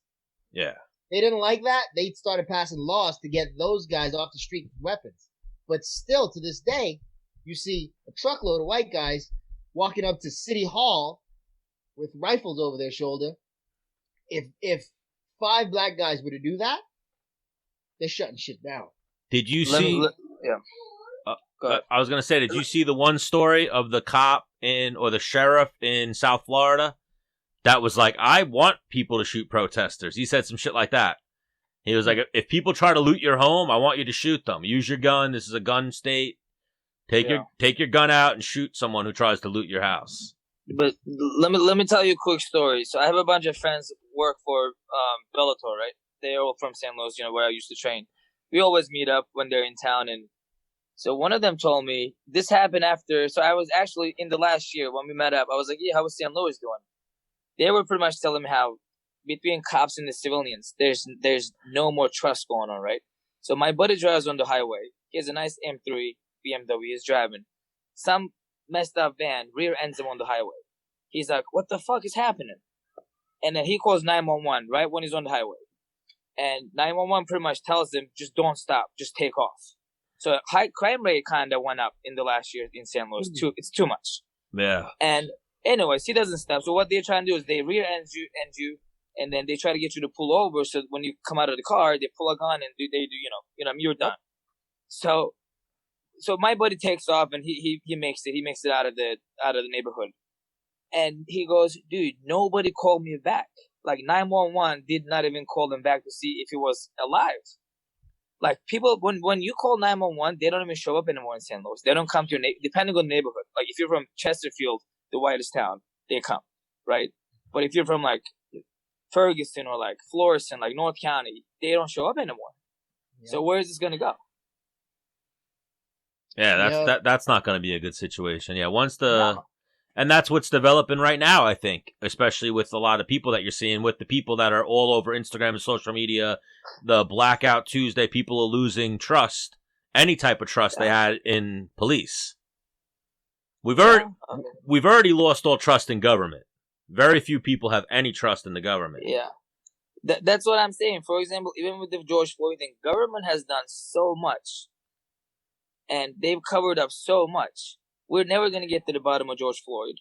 And from now on, even with the Corona thing, what is it? Everybody's saying it's season 2. When is season 2 coming, right? Like, it's a joke now. So the next time there's a real pandemic or any kind of serious situation goes on, what do you think is going to happen? You think you can quarantine me? You think you can keep me home this time? You keep lying to me. You think I'm going to believe you this time? This is just like any kind of relationship between, me and you, for example. You keep lying to me. Alp, come on, bro. This time I'm for real. I'm going to be like, no, fuck off. So that's where I stand with the government right now. Yeah. So I think I saw Bisping post it, and it's so true. If the coronavirus numbers don't spike and the second wave doesn't happen off of these protests, we've clearly been lied to. We've been lied to. Yeah, you know what I mean, but that is the proof right there. I don't need no more proof. People are on top of each other right now protesting. Nobody's keeping 6 feet distance. Yeah. Everyone's right there. I even see the chief of police shaking hands. Protesters. I don't remember which country, but it was one of the countries in Africa. It may have been Tunisia. I'm not sure, but anyway, the prime minister sent some samples to be tested for COVID. Right? He sent samples. Some of them were animals, some of them were fruit. They all came back positive for COVID. So he was like, yeah, you guys don't need to come into my country with your shit. Wow. So they don't believe it there? Then they don't believe it there, huh? I don't know if they don't believe it, but I don't know if they don't believe the virus exists or if they don't believe the World Health Organization is truly working on it. I don't know all the details to that, but I know he was like, WHO, you're not coming in here with that bullshit. Oh yeah, the CDC and the World Health Organization, they're shot at this point. Yeah. They could tell you, you have cold symptoms. No, I don't. You don't know shit. You don't know what the fuck you're talking about. Yeah. But crazy times. But I have something that maybe will pick up our conversation a little bit. This happy-go-lucky motherfucker. Who is coming on? Is that the Menace? Yeah. Good old Menace. I'm in your thing. Hello? Dennis Bermudez. I'm in your thing. No, I mean, video. I didn't realize it was on already. My lady Danielle. What are you guys doing? What are we talking about in here, gentlemen? Alright, I'm leaving. Bye, Danielle. You know the usual. You know the topic. We were talking. Racing. We were talking about going out. What do they call you, Bohemian, Yves? Bohemian. We were talking about going out and starting a white, Turkish, Bohemian race war. And now we got a Puerto Rican to join the cause with us. Hey, I'm right here. So I stand for justice. I got my mallet and everything. Nice. So how are you, Menace? I just got back from work. How was it? Me and Yves were holding it down. We did Craig Jones.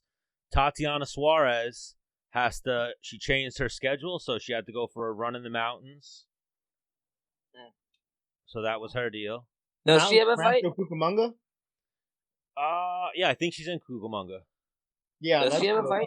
In Riverside. No, I thought we were going to ask her, but we're going to have to obviously reschedule her for maybe one day next week. But that's what's been on my mind with her is does she have a fight because she's been out for a minute.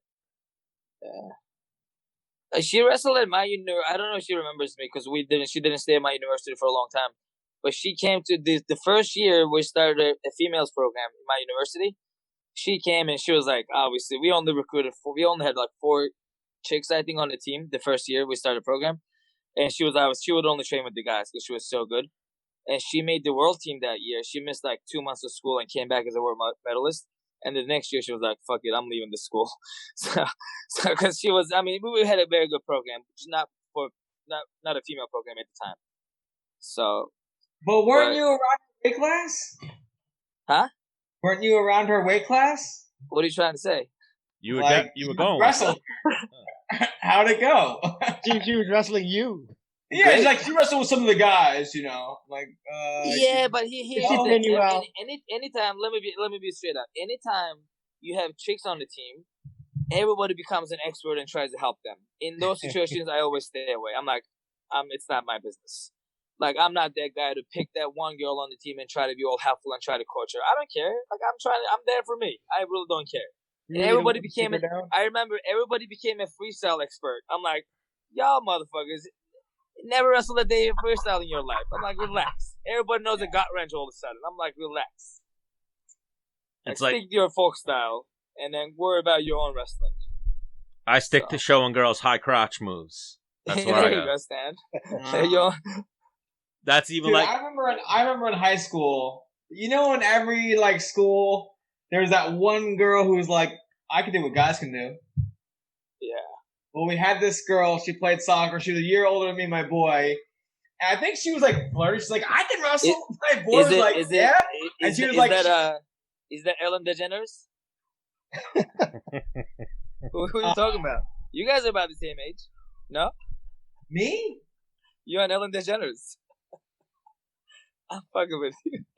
I wasn't even. I thought you were talking about Yves. I'm not. I didn't wrestle. Yeah, Neither did Ellen DeGeneres.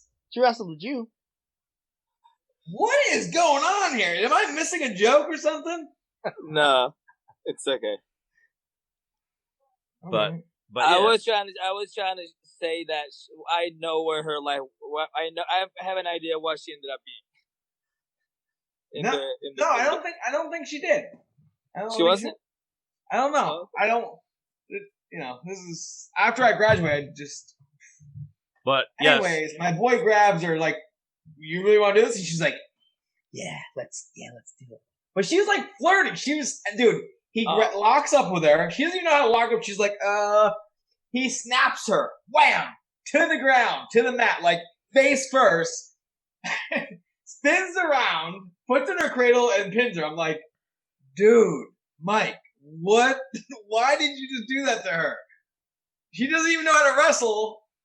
She's not even your same weight. And she doesn't belong in here.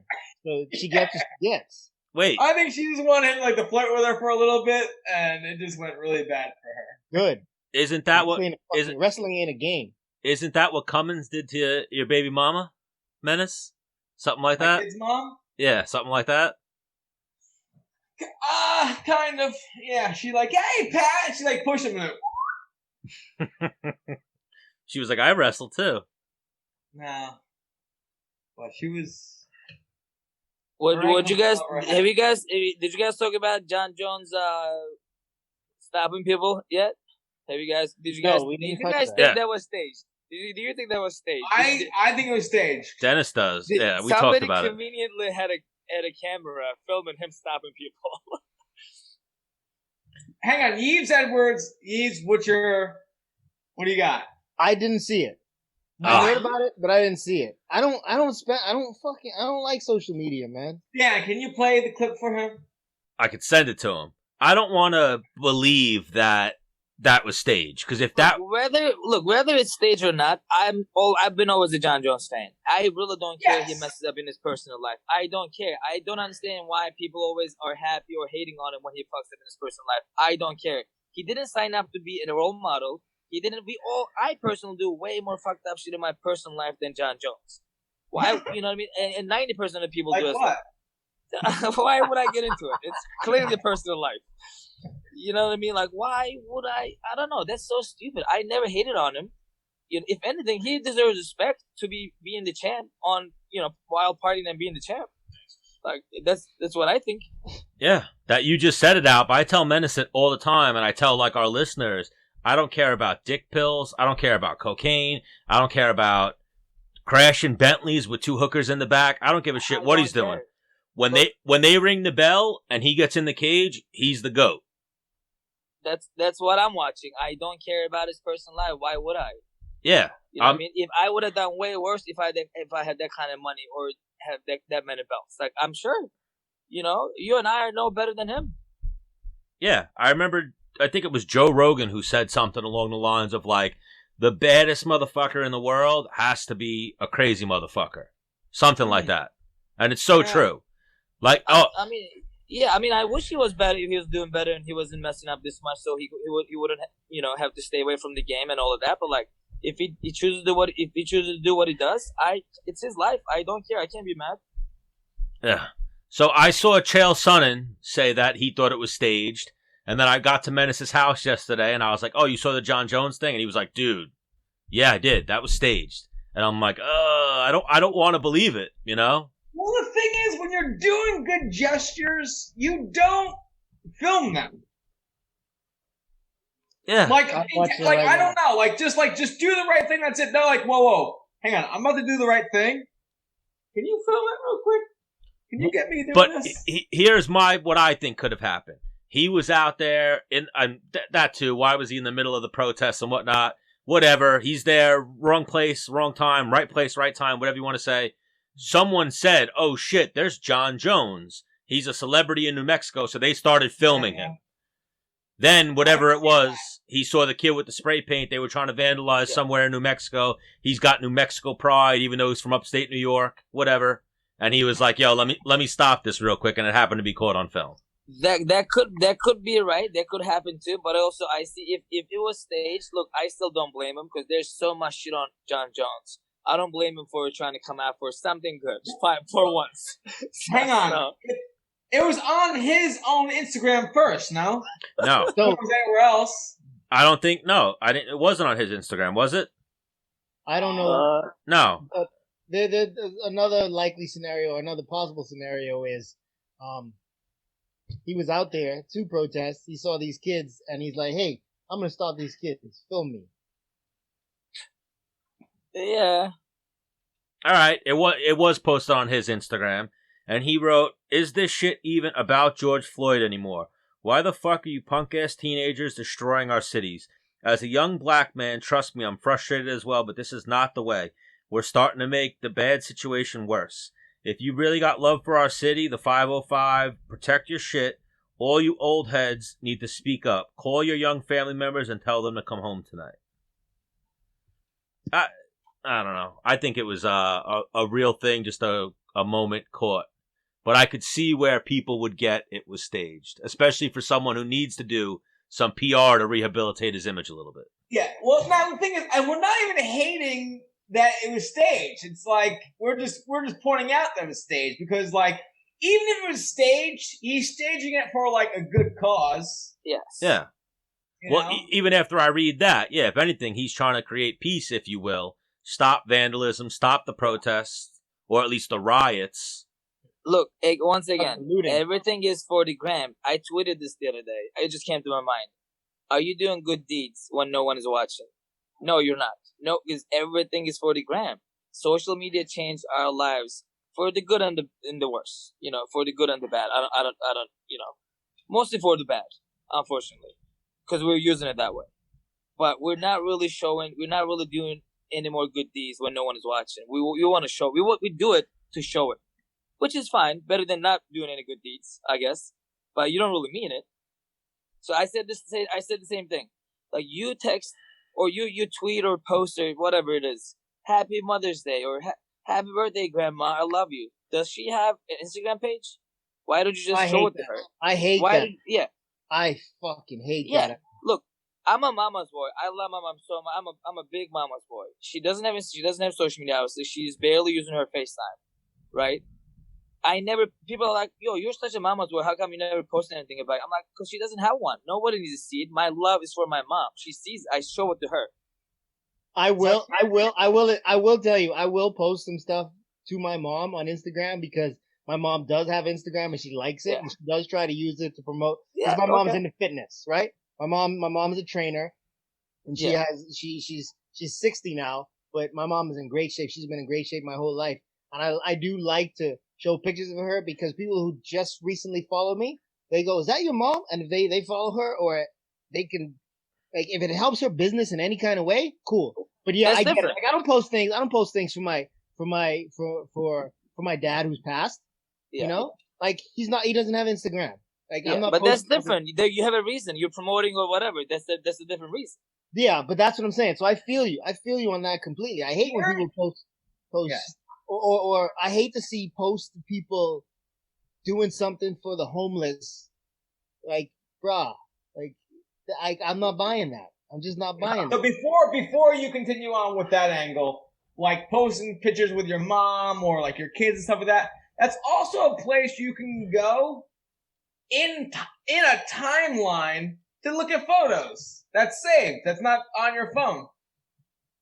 Yeah, no. We're not talking about posting pictures with your family. We're talking about posting happy birthday to somebody on Instagram when they don't have Instagram or something. Like, I'll post like happy Mother's Day to my mom and show pictures of her and like, this is my mom. Can you believe this is my mom? Like, and we're working out together or something like that because that's what she does. She's a fitness trainer.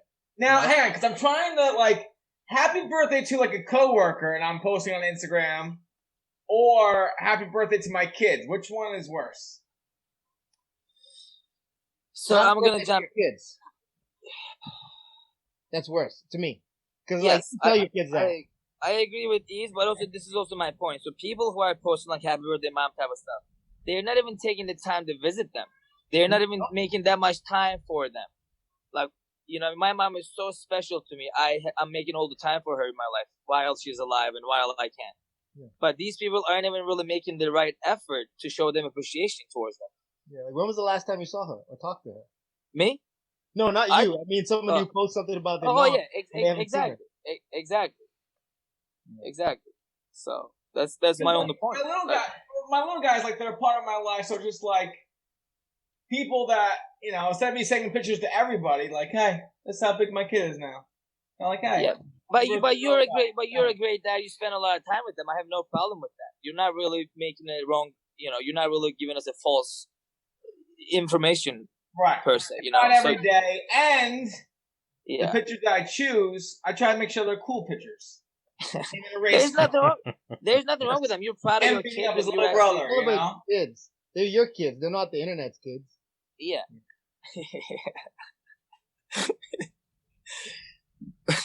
We're not hating on you, Dennis. It's okay. Yes, you are.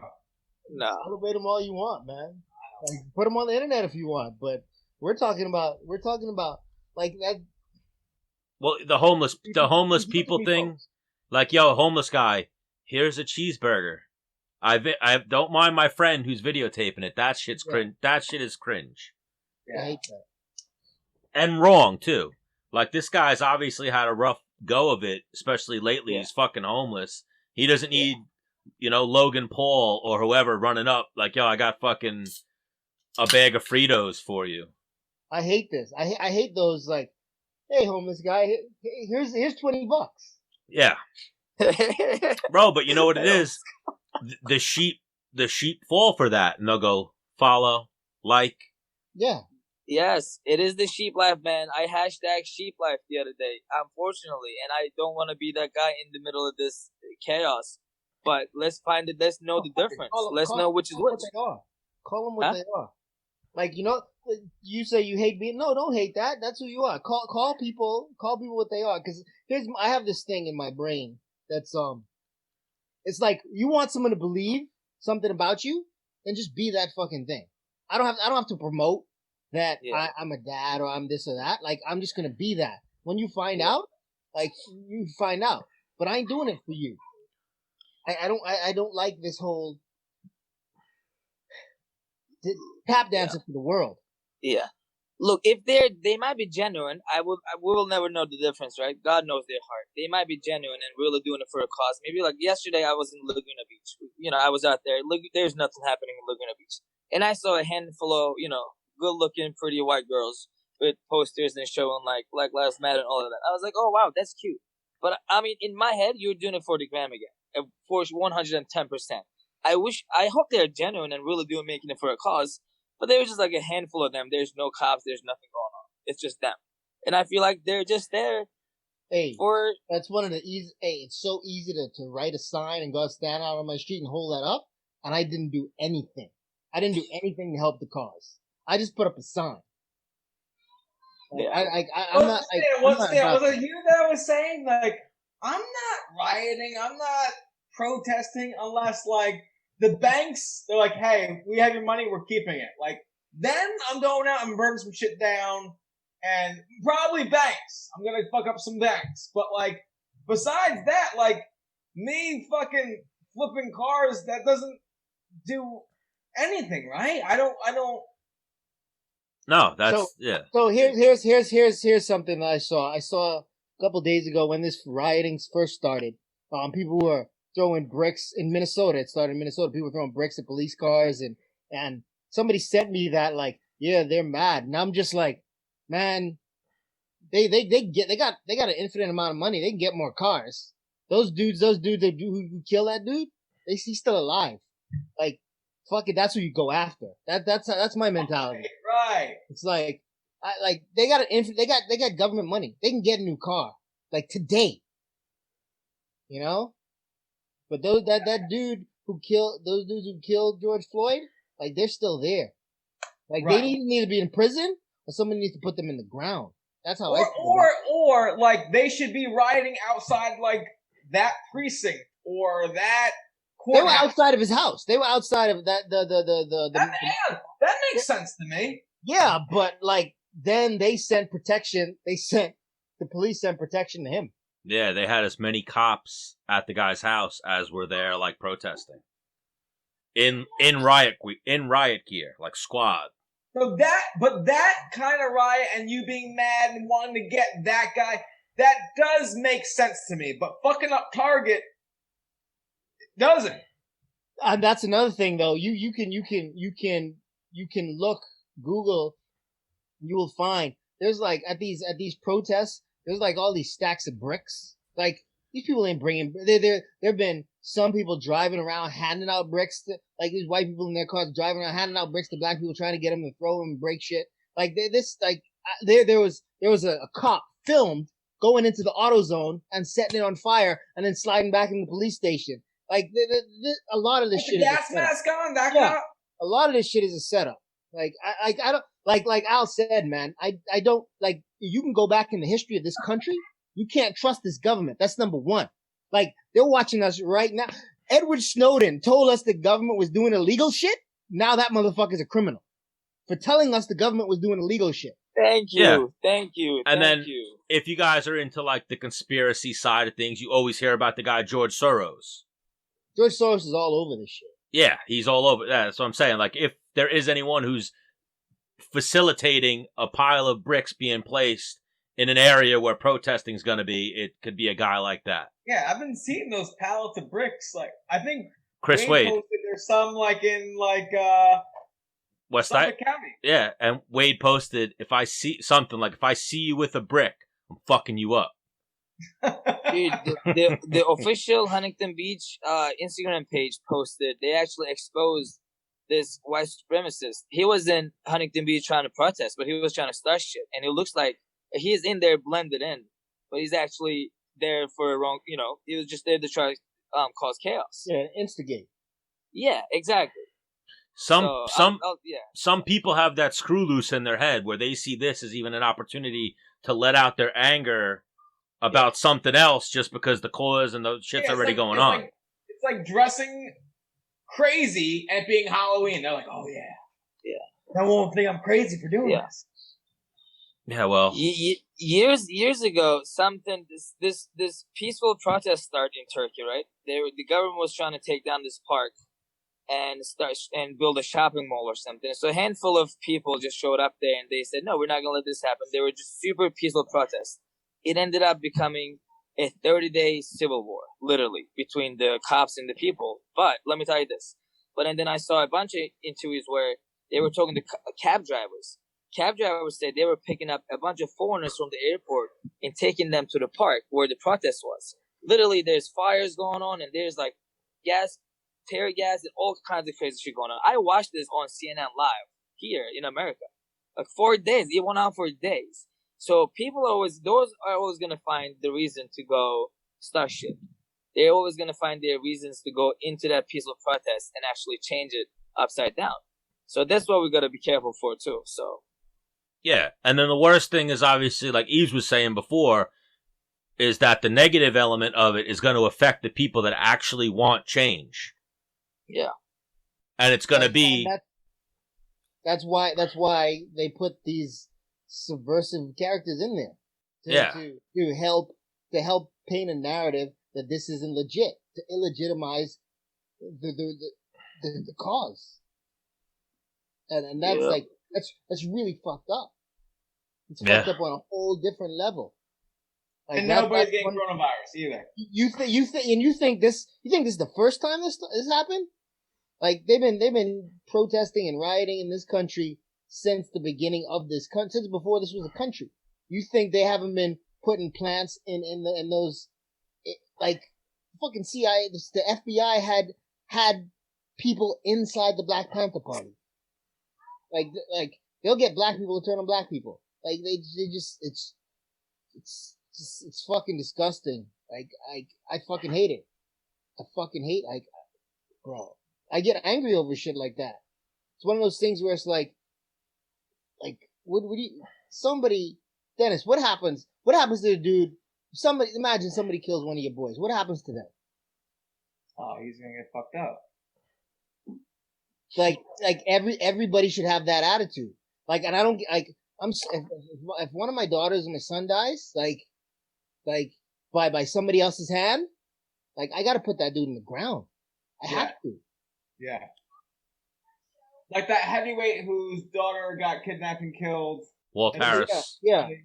Like, I think I would almost be like, yep, I don't want to press charges on the man. Let him acquit him, and then I find him. What's that movie? And then he takes him to a warehouse and tortures him for like.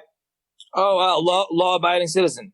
Yeah, I'm doing something along those lines. Or Samuel Jackson is a great movie like that from years ago. With who is that handsome blonde guy from Texas?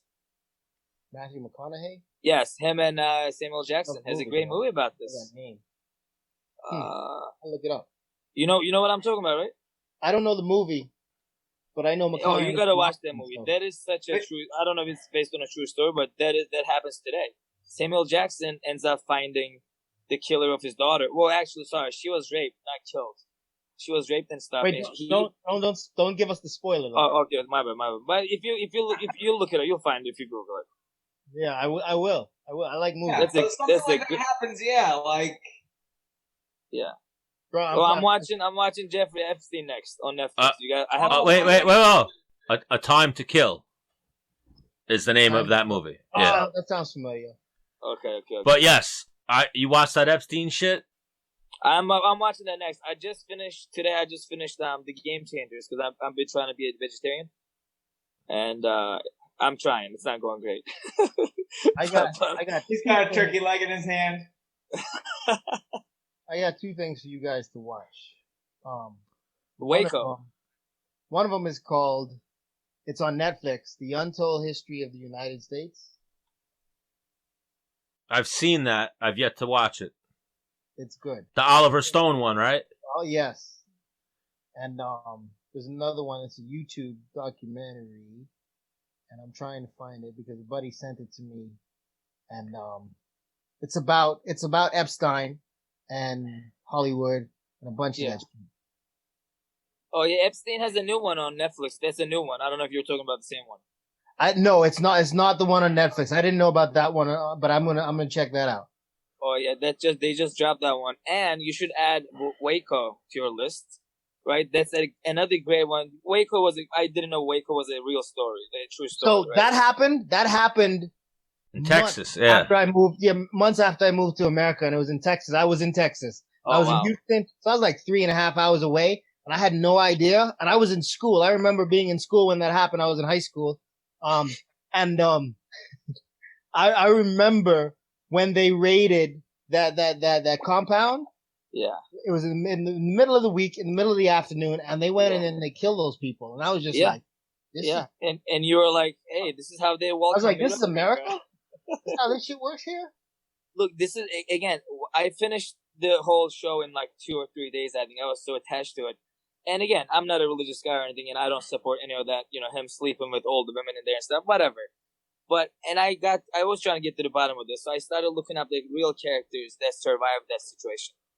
And they keep saying the same thing. They're like, listen, we were not held there as hostages, and we were trying to talk to them. They just came and started shooting. So again, and what did the government do? They covered it up. They made it look like there was. And again, according to the Texas law, the dude wasn't really breaking a bunch of laws there. Like, he wasn't really doing anything wrong. What he's doing is wrong, of course. Ethically, it is very wrong. Everything is wrong. Him being married to underage, all of that. But did it really break a law where you needed to go, kill them all? That's crazy. You broke a bigger law. Bro, yeah. I'm freaking shooting them. When you watch the Epstein thing, you're going to see some fucked up shit and hear some fucked up shit. I can't wait to watch. I'm so into that stuff. That's what I'm saying. Look, this is what I say. You and I, none of us, will never, ever make a change. Because there's a higher power going on besides us. And when I say higher power, I'm not talking about God. I'm talking about someone above the government. Right? Yeah. So, I don't know who it is. Whether you can say it's Rothschilds or you can say it's the Rockefellers. I don't know. I'm not, there's a bunch of conspiracy theories, right? But nothing is ever going to change. Look, Epstein to the other guy who got just busted, another Steen. You know what I mean? They're all the same. I don't know. You know who I'm talking about? No, Weinstein. Weinstein. All these motherfuckers, man. They were friends. Of course. Dude, oh my God, I just watched this other thing. Some lady was in every single she was behind every single Epstein operation, right? I just came across it on YouTube.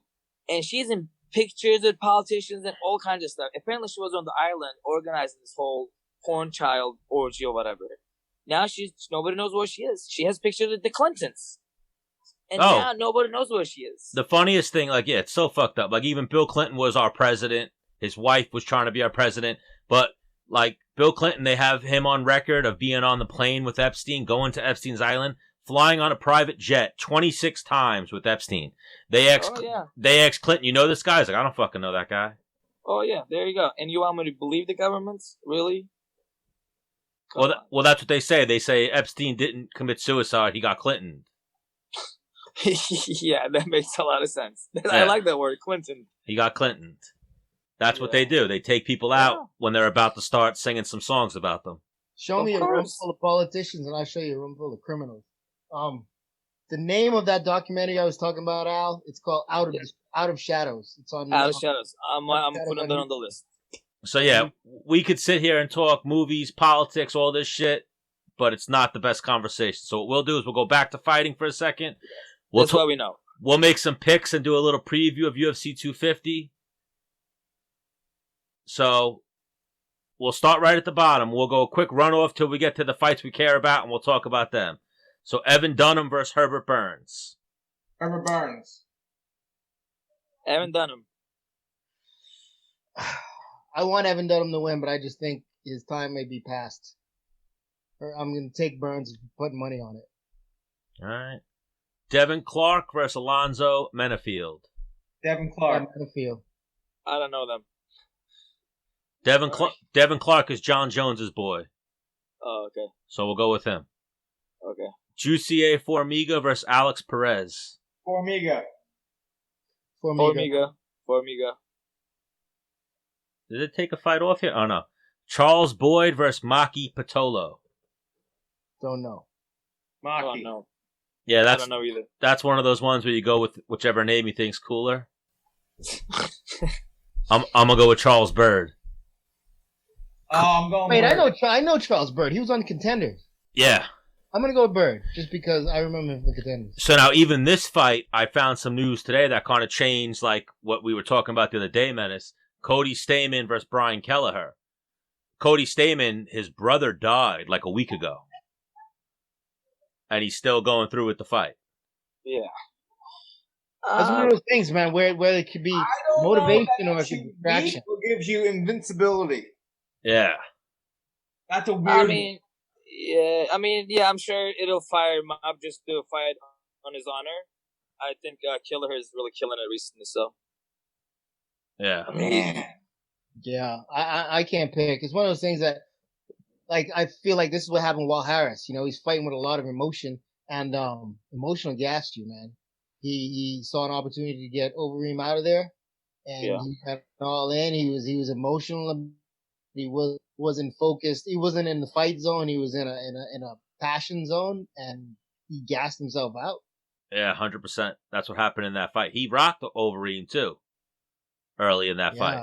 I mean, that's what Cody could be in that situation, but it could also be something that just kind of lasers in his focus, and he may just be really super sharp.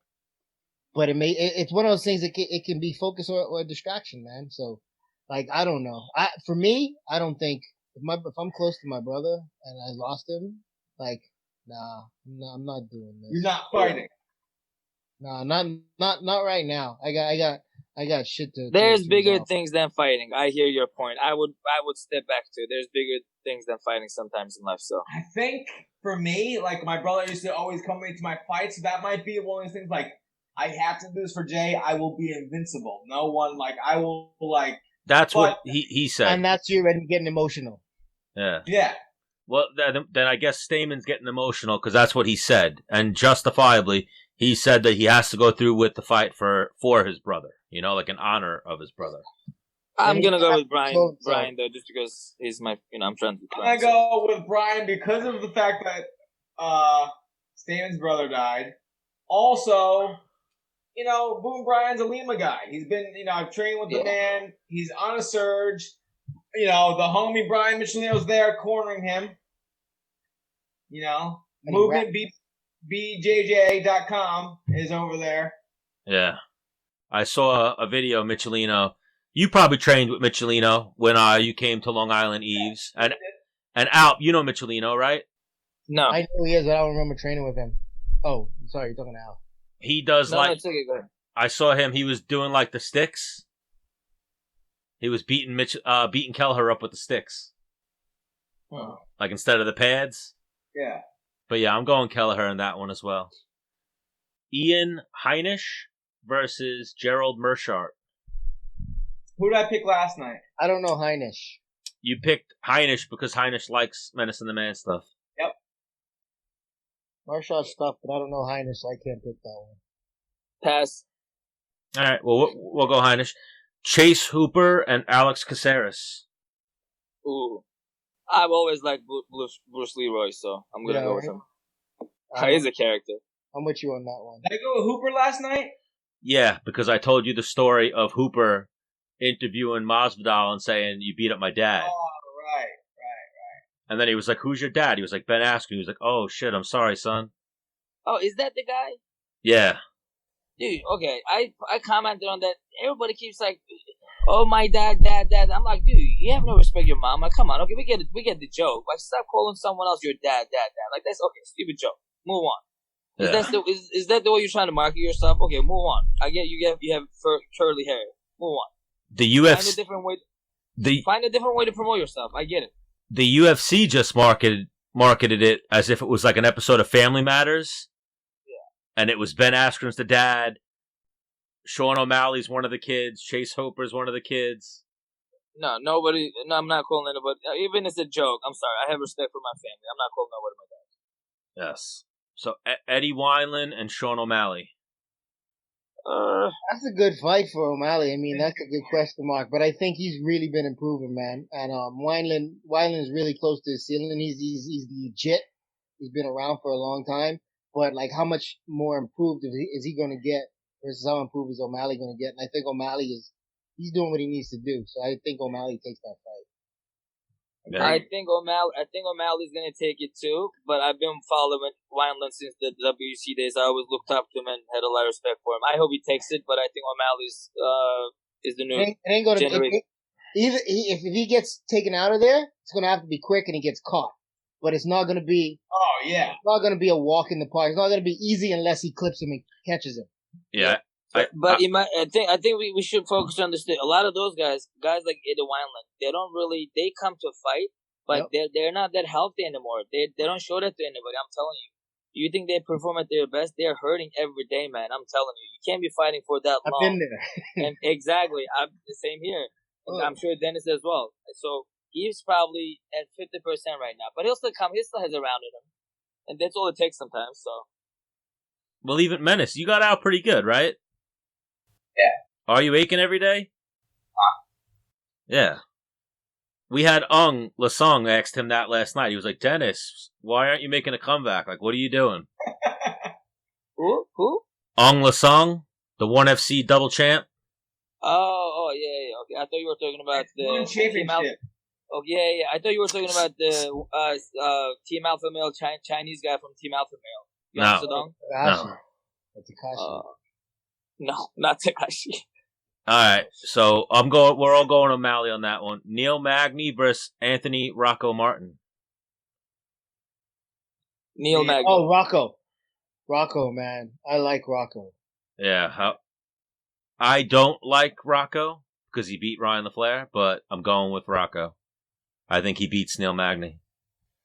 Yeah, Magny's one of those guys, man. He's a real good gatekeeper, but like he'll fucking starch some guys that you think he's gonna lose to, but like there's a lot of people that he doesn't match up well with. Yeah, cardio is his biggest attribute. So if you don't put him away and you let him hang around, he'll steal the second half of that fight. That's what happened with Gastelum. Remember that Hector Lombard fight? Yeah, that fight was crazy. So yeah, Hector was actually going to kill him. Yeah. Murder. I thought he was actually going to commit murder. And I'm like, what's happening right now? What? Were you friends with Hector Yves when you were in Florida? Yeah, kind of. I mean, we're cool. Hector's a strange cat, man. Oh, he's crazy, Hector, yeah. Like, Hector, so there was this, two scenarios. One, I'm talking to Hector, and we're just having a conversation. He sees this kid, and he goes, hey, motherfucker, come here. And he just goes off on this kid, and he turns back to me, and it's like, hey. I'm just like, whoa. And then, there's this other time, Mike Brown calls me over. Mike is like, hey, Eve, come over here, man, come over here. Hector, tell him what you said. And Hector was trying to tell me how, this is crazy. Hector was trying to tell me how Michelle Obama was a man, and I need to give him proof. Was it? And I'm like, bro, you gotta give me proof. I don't even fucking care. Why are you making it like, you don't want to come up with some outrageous fucking thing. I have to show you. I've heard that conspiracy that she's a man. Really? That's the stupidest conspiracy. That's the stupidest one of them. Biggest piece of racism. It's a joke. Yeah, it's like a racist joke, actually. Yeah, that's not funny. But yeah, it's not. Hector's a big Menace and the Man fan, and we actually joke and we say he's our political correspondent. Hector, bro, Hector's fucking smart too. But he's like, if you sit down and talk to Hector about, you stay away from politics, like you really see how smart that dude is. Bro, He loves politics. he's so deep into politics right now. When we asked him to come on, he's like, can we talk about Bernie Sanders and politics? We're like, yeah, sure. Oh, I'm so down to that kind of stuff, dude. I should have been a politician. I just don't want people to hate me. That's why I'm not getting to that point. Yeah. I'm so into it. You have no idea. Yeah. So I hate them all. And we have I hate them all. I like being aware. I'm not supporting anybody. I like knowing everything, but I'm not up for anybody. I don't support anybody. I just like knowing everything. It's the reason why you don't support anybody is because of what you know. Yeah. Exactly. That's why I want to know. We have a few funny Hector stories. One where he tried to beat me up or was about to beat me up at a CES event in New York. We won't get to that one. But then we had him on the show one time, and he's sitting in like a grotto in Florida talking politics. And all of a sudden, he's talking to me and Menace, and someone said, "Yo, you shouldn't be talking politics." And he goes, "Why don't you shut the fuck up, man? Get the fuck out! I'll fuck you up right now. Get the fuck out of here." And then he's like, looking in our phone, talking to the guy, and then he walks away. He's like, "Fucking asshole, man." And we're like, "What happened?" He's like, "I don't know, this fucking guy about to fucking beat this fucking guy's ass." How's his English? He speaks pretty good. Yeah, pretty good. That was a horrible impersonation, but yeah. His English is pretty good. Okay. So, Aljamain Sterling, Corey Sandhagen. I like Aljamain. I don't want Aljamain to win. I'm picking Aljo. Yeah. Aljo. I'm picking Aljo too. Yes, this is definitely an Aljo-friendly show. As well as probably many rounds with Aljo. Menace, many rounds with Aljo. Oh, God. I hated every single round. Dennis Dennis hated a lot of those rounds, too. I trained with Aljo before he got into the UFC. When I came out, Dennis, the first time I came out, and Aljo was at the gym with you guys, and I was like, man, and this before he's in the UFC, man, this fucking kid, he's tiny, but he's good. Yeah. Like, he gave me all kinds of problems. I remember. He's like a spider monkey. Yeah. He always reminded me of Jon Jones in some ways, because of the, like, unorthodox stuff he can do. No, well, maybe, of course, that has a lot to do with it. But also about, all the unorthodox stuff he can do. And I think now he's so smart, man. He's a fight nerd. He watches every single fight. He knows his opponents. That's what he does for fun in his free time. He just sits down and watches fights. So he's definitely has a great future. Dedicated. Yeah. Dedicated, very dedicated. And yeah, back in the day, Aljo, we talked about it. He was like a nomad, similar to Alp. Like he was at every gym. And he used to come into Lima a lot. Yeah. But yes, we're all going to Aljamain. Co-main event, Rafaela Sunsao, Cody Garbrandt. I like both those guys. I would like to see Cody win. Here's my problem with Cody. Cody has that disease Dustin used to have, where when you get hurt, you just say fuck it and you go. And that's when he gets into trouble. But technically, he's one of the most fucking sound guys when he stays within himself. He's one of the most sound guys in the game. His boxing, his footwork, his wrestling. But like when he gets hurt, then he just goes kill or be killed. And that's when he gets into trouble. And Asunciao is not like that. Asunciao's been around and he's smart and he can compete with anybody on any level. Cody, I think, is a better, sharper striker. But if Cody gets hurt and he goes to that place with Asunciao, he don't take Asunciao out in the next 5 seconds, he's getting stopped. One thing that can be pointed out about Cody for this fight, he changed camps a little bit. And he's been working with Mark Henry. He's been in New Jersey, so he's had Edgar to go with. Lance Palmer. Like, he changed up his, probably we'll see a different Cody Garbrandt, I think. Can I tell you something about, I don't know, Yves, maybe you could correct me, because you train a lot of good guys, obviously, and some, a lot of good guys come into your gym and, for camps and stuff. But this is, I don't know how much that helps you when you just go for a couple of months for a new fight, right? I mean, he's been off and he's been training at different gyms. Scientifically, it takes about 6 months to change your body mechanics and being able to do some of those things as muscle memory, right? So how much is that going to play in factor? I think he's been there for a minute. Okay, I mean, okay, that's just my, I don't think it's just been like a couple months, right, Stan? I think he's been there since the PFL's last season, because I know he's training with Yeah. But and then look, they go to a new gym for, let's say, 4 months, 5 months, whatever, for a camp. They win, they give a shout out to that gym, and then they lose the next fight. Then what happens? You know what I mean? How much is that new gym helping you, actually? I'm not saying it's not helping you, but I'm saying, did you take enough time to adapt that style, that new gym style to you? Because you need hours and hours, hundreds of hours in the gym to make the muscle memory, right? That game plan. Like, you just go in there and say, okay, this round I'm gonna throw a 1, 2, 3 combo. It just has to come to you because you react to things in under less than a second. Here's what I'm gonna say on that. Sorry, real quick. Is for me, one of the reasons why I kind of retired is man, I've been in the same gym. I was just tired. Kind of when you move to a new gym, it's something's different people. It's kind of all your senses get kind of heightened, and because you don't know exactly what to expect, and it's kind of refresh. It's like giving your car a good car wash. Yeah, my car's back to new again. I'm gonna go after Yves. Go ahead, Yves. I agree with what you said out.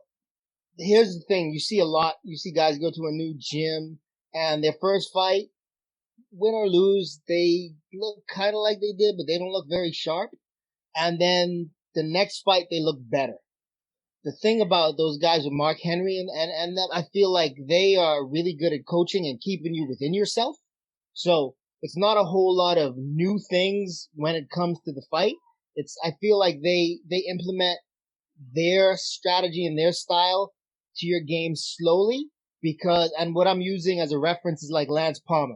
Like he came back to the PFL second season, and his first fight, he'd been training with Frankie and those guys for that whole off season. He left Extreme Couture. But he looked a lot like Lance Palmer in that first fight. But he started to open up more in the second. And then the one after that. I feel like I've seen that. I can't remember who else that I would apply that to, but I feel like it may have been Edson Barbosa, because he was going to ATT for a long time, and then he went up there, and now he's back at ATT. I think he's back at ATT now. Yeah. But I think they are good about that, and I feel like Cody Garbrandt would be similar, but I think Cody Garbrandt is the same guy. Now, can Mark Henry break that savage in him? Or not break it, but control that savage in him so he doesn't go off if he gets hurt. I think that's really the only thing you got to do for that kid right now. He's just going to constantly improve. Yeah. I agree with you, Yves, and about what you said, Dennis. For example, okay, so like you've been in the same gym for a long time. When you go to a new gym, that's more about the excitement you need. Like you don't want to go to this. When you're at Lima, for example, great gym, right? But you've been in the same gym with the same partners for a long time. You don't wake up with the same excitement anymore to go to practice. Right. It's different. So that's sometimes a new gym comes in handy. Otherwise, I don't really think Mark Henry has a special sauce, if you ask me. Lance Palmer is a great guy he's going to be a champ anywhere he goes. It's just about motivating him and giving him little details here and there. That's my opinion.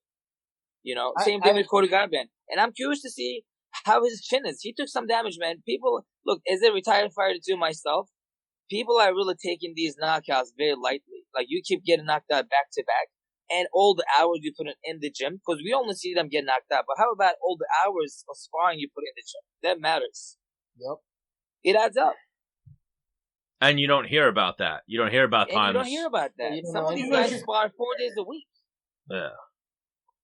And Cody's coming off 3 losses in a row. 2 to TJ and 1 to Pedro Munoz. All knockouts. They were all knockouts. Yeah. All right. I'm going to go Cody, though. I think if you don't... I'm going Ascenso. But also that, if he doesn't adjust his style and learn from those 3 knockouts, then his career might be on a real downturn. Maybe it should be over. Just for you, bro. People take their health not very seriously. He's still young. Life to live. He's 28. He's still very young.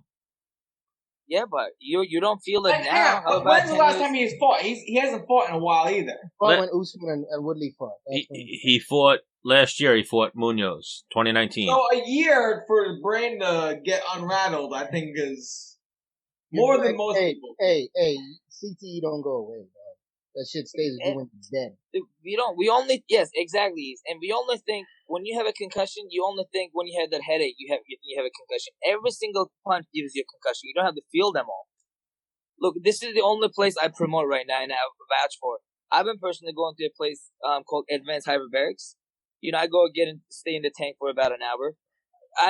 Look, everybody should look into it. Whoever has been hit and been in this fighting game or football game, whatever it is, this is a serious problem.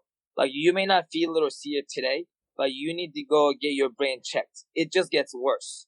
That's it. It just gets worse. I don't have any problem. Don't get me wrong. I don't have any problem. Knock on wood, thank God. But I want to see myself 20 years from today, still smart. I'm smart today. I like to be smart 20 years from today, too.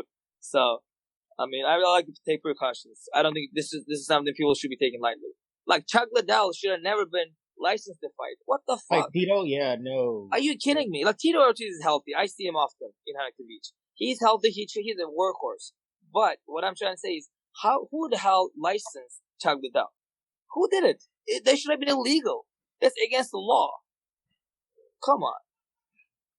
It wasn't against. Like who's gonna? Like who? Yeah, come on. That's De La bad. Hoya. De La Hoya paid that. Yeah, I was gonna say Because he's brain dead himself. That's why. Someone who got a bag of money. That's who licensed them. Yeah. He didn't make a lot of money. I mean, you mean? I know what you mean. Charlie Liddell didn't make a lot of money. I know what you mean, but yeah. So what do we got? Galbrandt or Asuncao? Galbrandt. I'm going Galbrandt. Asuncao. So Amanda Nunes, Felicia Spencer. Amanda. That's a tough one. Amanda. I'm being sarcastic when I say it's a tough one. Everyone's gonna go with Amanda. Yeah. Look, the Canadian chick is very tough, but Amanda's gonna take it. Menace. Like chicks ain't like you saw what she did to Cyborg. Chicks ain't even Cyborg ain't never been hit like that in an MMA fight. Like Amanda hits like a man. Yeah. Like she don't fuck around, bro. You ever move around with her? Little bit, but I never like moved around with her live. But, like I know dudes. We stop right there. Yeah, I know some dudes who've been hit by her and they're like, she hits like a man. I'm going Felicia Spencer. Wow. Yep. She's gonna make some money if she wins. I think she's like 5-1. Yeah. I think she pulls off the What upset. do you throw at that, Stan? $50? Yeah, 50 gets you 250. I could do that. I feel like Amanda, when she won that title, especially, like she hit a different stride. You know what I mean? Yeah. When who did she lose to? Kat? After that fight with Kat, I think she started to put some things together, and when she won that title, she was just like, I'm not fucking stopping. She might be one of those kind of girls who she might retire and like holding on to those belts. Well, she's got a kid on the way. Yeah. So, I mean, I don't know, that could be another source of motivation for her. She is really family oriented. You know? I don't know, man. Amanda's legit for real. She works hard as fuck. She's not taking this as a joke. Her life has been changed. And she appreciates that. Yeah. All right. So, and, hey, Yves, did Stan, you just had a daughter? yes, but we talked about it beforehand. Well, look at this guy, Yves. What the fuck's wrong with him? That's if I missed that, I just wanted to make sure I got it on. It's all good. No, I don't want to touch on it. That's just, yeah. Why don't you text him congrats? Yeah. Like I don't like posting stuff on the internet. Congrats. Nah, it's a joke that you missed earlier, Menace. We don't talk about kids on this show. Right. Unless they're menaces. Yeah. But so that'll conclude. I still love you. That'll conclude our UFC 250 talk. So before favorite. One more, and then we'll wrap this one up. What do you guys think of Mike Tyson coming back? As we were talking about CTE and guys who shouldn't fight and whatnot. Mike Tyson is one of he's not the GOAT. I would put that on Ali, but he's right. He's a part of the herd of goats. And but at 50 something, 53. Yeah, I don't. That's 10 years. He's got 10 years on me. I don't. At heavyweight, he still looks good and he still can crack. But I think he's taking some nice vitamins. Yeah, but a lot of people don't know this. Do you know about the end of Mike Tyson's career? Yeah, you know it was horrible. Losing like nobodies. It was horrible. Yeah.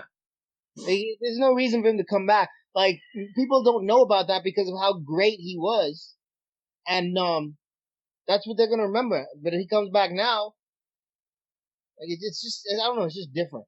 Yeah. I could go back and watch some old Mike Tyson stuff. He's moving around, hitting mitts, and he looks good. Looks good. Like he's a student of boxing. He loves boxing. Customato raised him right, and he raised himself right. He went and watched old tapes. Like I guarantee you, Mike Tyson saw the fucking Willie Pep. Willie Pep won a round. He goes to the corner and tells his corner like, "I'm gonna win this round. I'm not gonna throw a single punch." He won the round. I know Mike Tyson's seen that video. I've only heard of it. You know, like he's studied boxing. He knows so much about boxing, man. And the way he could still move, he could still be offensive, he could still do things. Mike Tyson, I don't care who it is. It could be another 53-year-old, it could be a 60-something-year-old. Mike Tyson don't need to get hit no more, man. He's done way too much for boxing. Yeah, I think once he does get hit again, he'll be like, oh, now I remember why I stopped doing this. In 2005, 15 years ago. I don't know. I like fuck one of the greatest ever. I would say on that list of greatest ever, I'd put him as my number 2. Yeah. Combat sports legend. I just don't understand. So I'm assuming he has a good amount of money, right? Like, enjoy your life, man. Enjoy. How many more years do you have left? Who knows? God knows, right? It's enjoy life. People, that's what they live for, is to compete and fucking... I get that, but people who love him around him needs to tell him the truth, though. Mike Tyson's also not that guy anymore. Like, when he was the heavyweight champion of the world, he was a different guy. He's got too much love in his heart. Like, now... Yeah. Like then he was just like, he would fucking crush everybody. Psychedelics do that to you. Fight a car, a rhinoceros, you know? Like now, I just don't think he has that killer in him anymore. I'm sure it can be raised for the right reasons, but I don't know if competition is that reason. Yeah. I'll watch whatever he does, but I don't want to watch. I don't want to. I'll watch. How much is it? $65? All right. Yeah, I don't want to see. Like, I also don't want to see Tyson get hurt. Yeah, God forbid. Yeah, I would pay to watch Mike Tyson fight Peter McNeely again. I would. That's it. I would want, like, do I want to see him fight? Yeah, but I want to see him fight like the greeter at Walmart. You know, like, I don't want to see, they're talking about him fighting Shannon Briggs. I'm like, no. Even him versus Evander Holyfield, that will hurt my heart to see them add more damage to what they already got going on. Did you see Kosaka and Crow Cop? Fighting? Yeah. Again? No, they did. No, in their last fight in Ryzen. Yeah. Okay, like, they look like two people's grandparents fighting. Exactly. Dude, Crow Cop had a stroke. Oh, and shit. he's still training and stuff. I mean, that guy doesn't. His last days in this planet is not going to be pretty. No, I'm telling you, that's what bothers me, because I have so much respect for these guys. We all do, right? We all looked up to them and watched them. Do you want to see them with diapers in the future? No. Yeah, do you want to see them being stuck in bed and somebody not recognizing their kids? No. Exactly. Man. I mean, I still, you can see like I don't want to see them on punch drunk and stuff, man. That's not cool. People think this is, no, this is not cool. Like, Ali had his faculties, but he had Parkinson's, and you don't get Parkinson's from fighting. I'm sure he had some punchiness to it, but, like that was sad, you know? Yeah. That fucking hurt to see that guy like that. But, like, imagine, it fucking hurts to see Matt Hughes, you know? Like, yeah. That shit breaks my heart when I see that guy. Yeah. You know, enough of us are going to have issues if we get to the right age. Enough of us are going to have issues. Like, you don't fucking need to be doing anything to make it worse. Yeah. All right, fellas, let's wrap this bitch up. Yves Edwards, you're the man. Thank you for joining us, helping fill in for Menace. Al, Dennis, thank you for coming on our show, ThugJitsu Master and The Man show. Yeah, this is I was filling in for Squid. He was filling in for you, and then we just decided to make a whole new show. So, I like it. ThugJitsu Master and The Man. Alp Ozkilic, thanks for being our first guest. Thank you, Al. Craig Jones. Thank you, Good to talk to you for real, man. Yeah. Thank you, all you guys. Appreciate it. Thanks for having me on. Yves, good talking. You too, brother. I'll see you when I get back out to Cali. I'll definitely. Yes, sir, for sure. Man. I will DM you for sure. Thank you. I appreciate it. All right, brother. And Menace, thank you for joining the show. Me and Yves appreciate you coming on. Thank you. All right, everybody, stay safe out there, and we'll talk to you guys soon. What episode is this? 1 or 70-something? What'd you say? What episode is this? Episode 1 or is it episode 70-something? It could be episode 80 or it's episode 1. We'll decide that afterward. I'm going to cover... There's a Menace and The Man logo. I'm going to make that ThugJitsu and The Man and cover it with that. Just put a stamp on it. Yeah. Yves, what was the show you told me? The YouTube show? I'm going to watch it now. Out of Shadow. Oh, shit. I just sent it to... I also sent it to Stan. Let me just double check, make sure I got the name right. Out of Shadows. Out of Shadows, yes. Out of the Shadows, yes. Perfect. Thank you. See you guys. All right, fellas, have a good night. You too, brothers.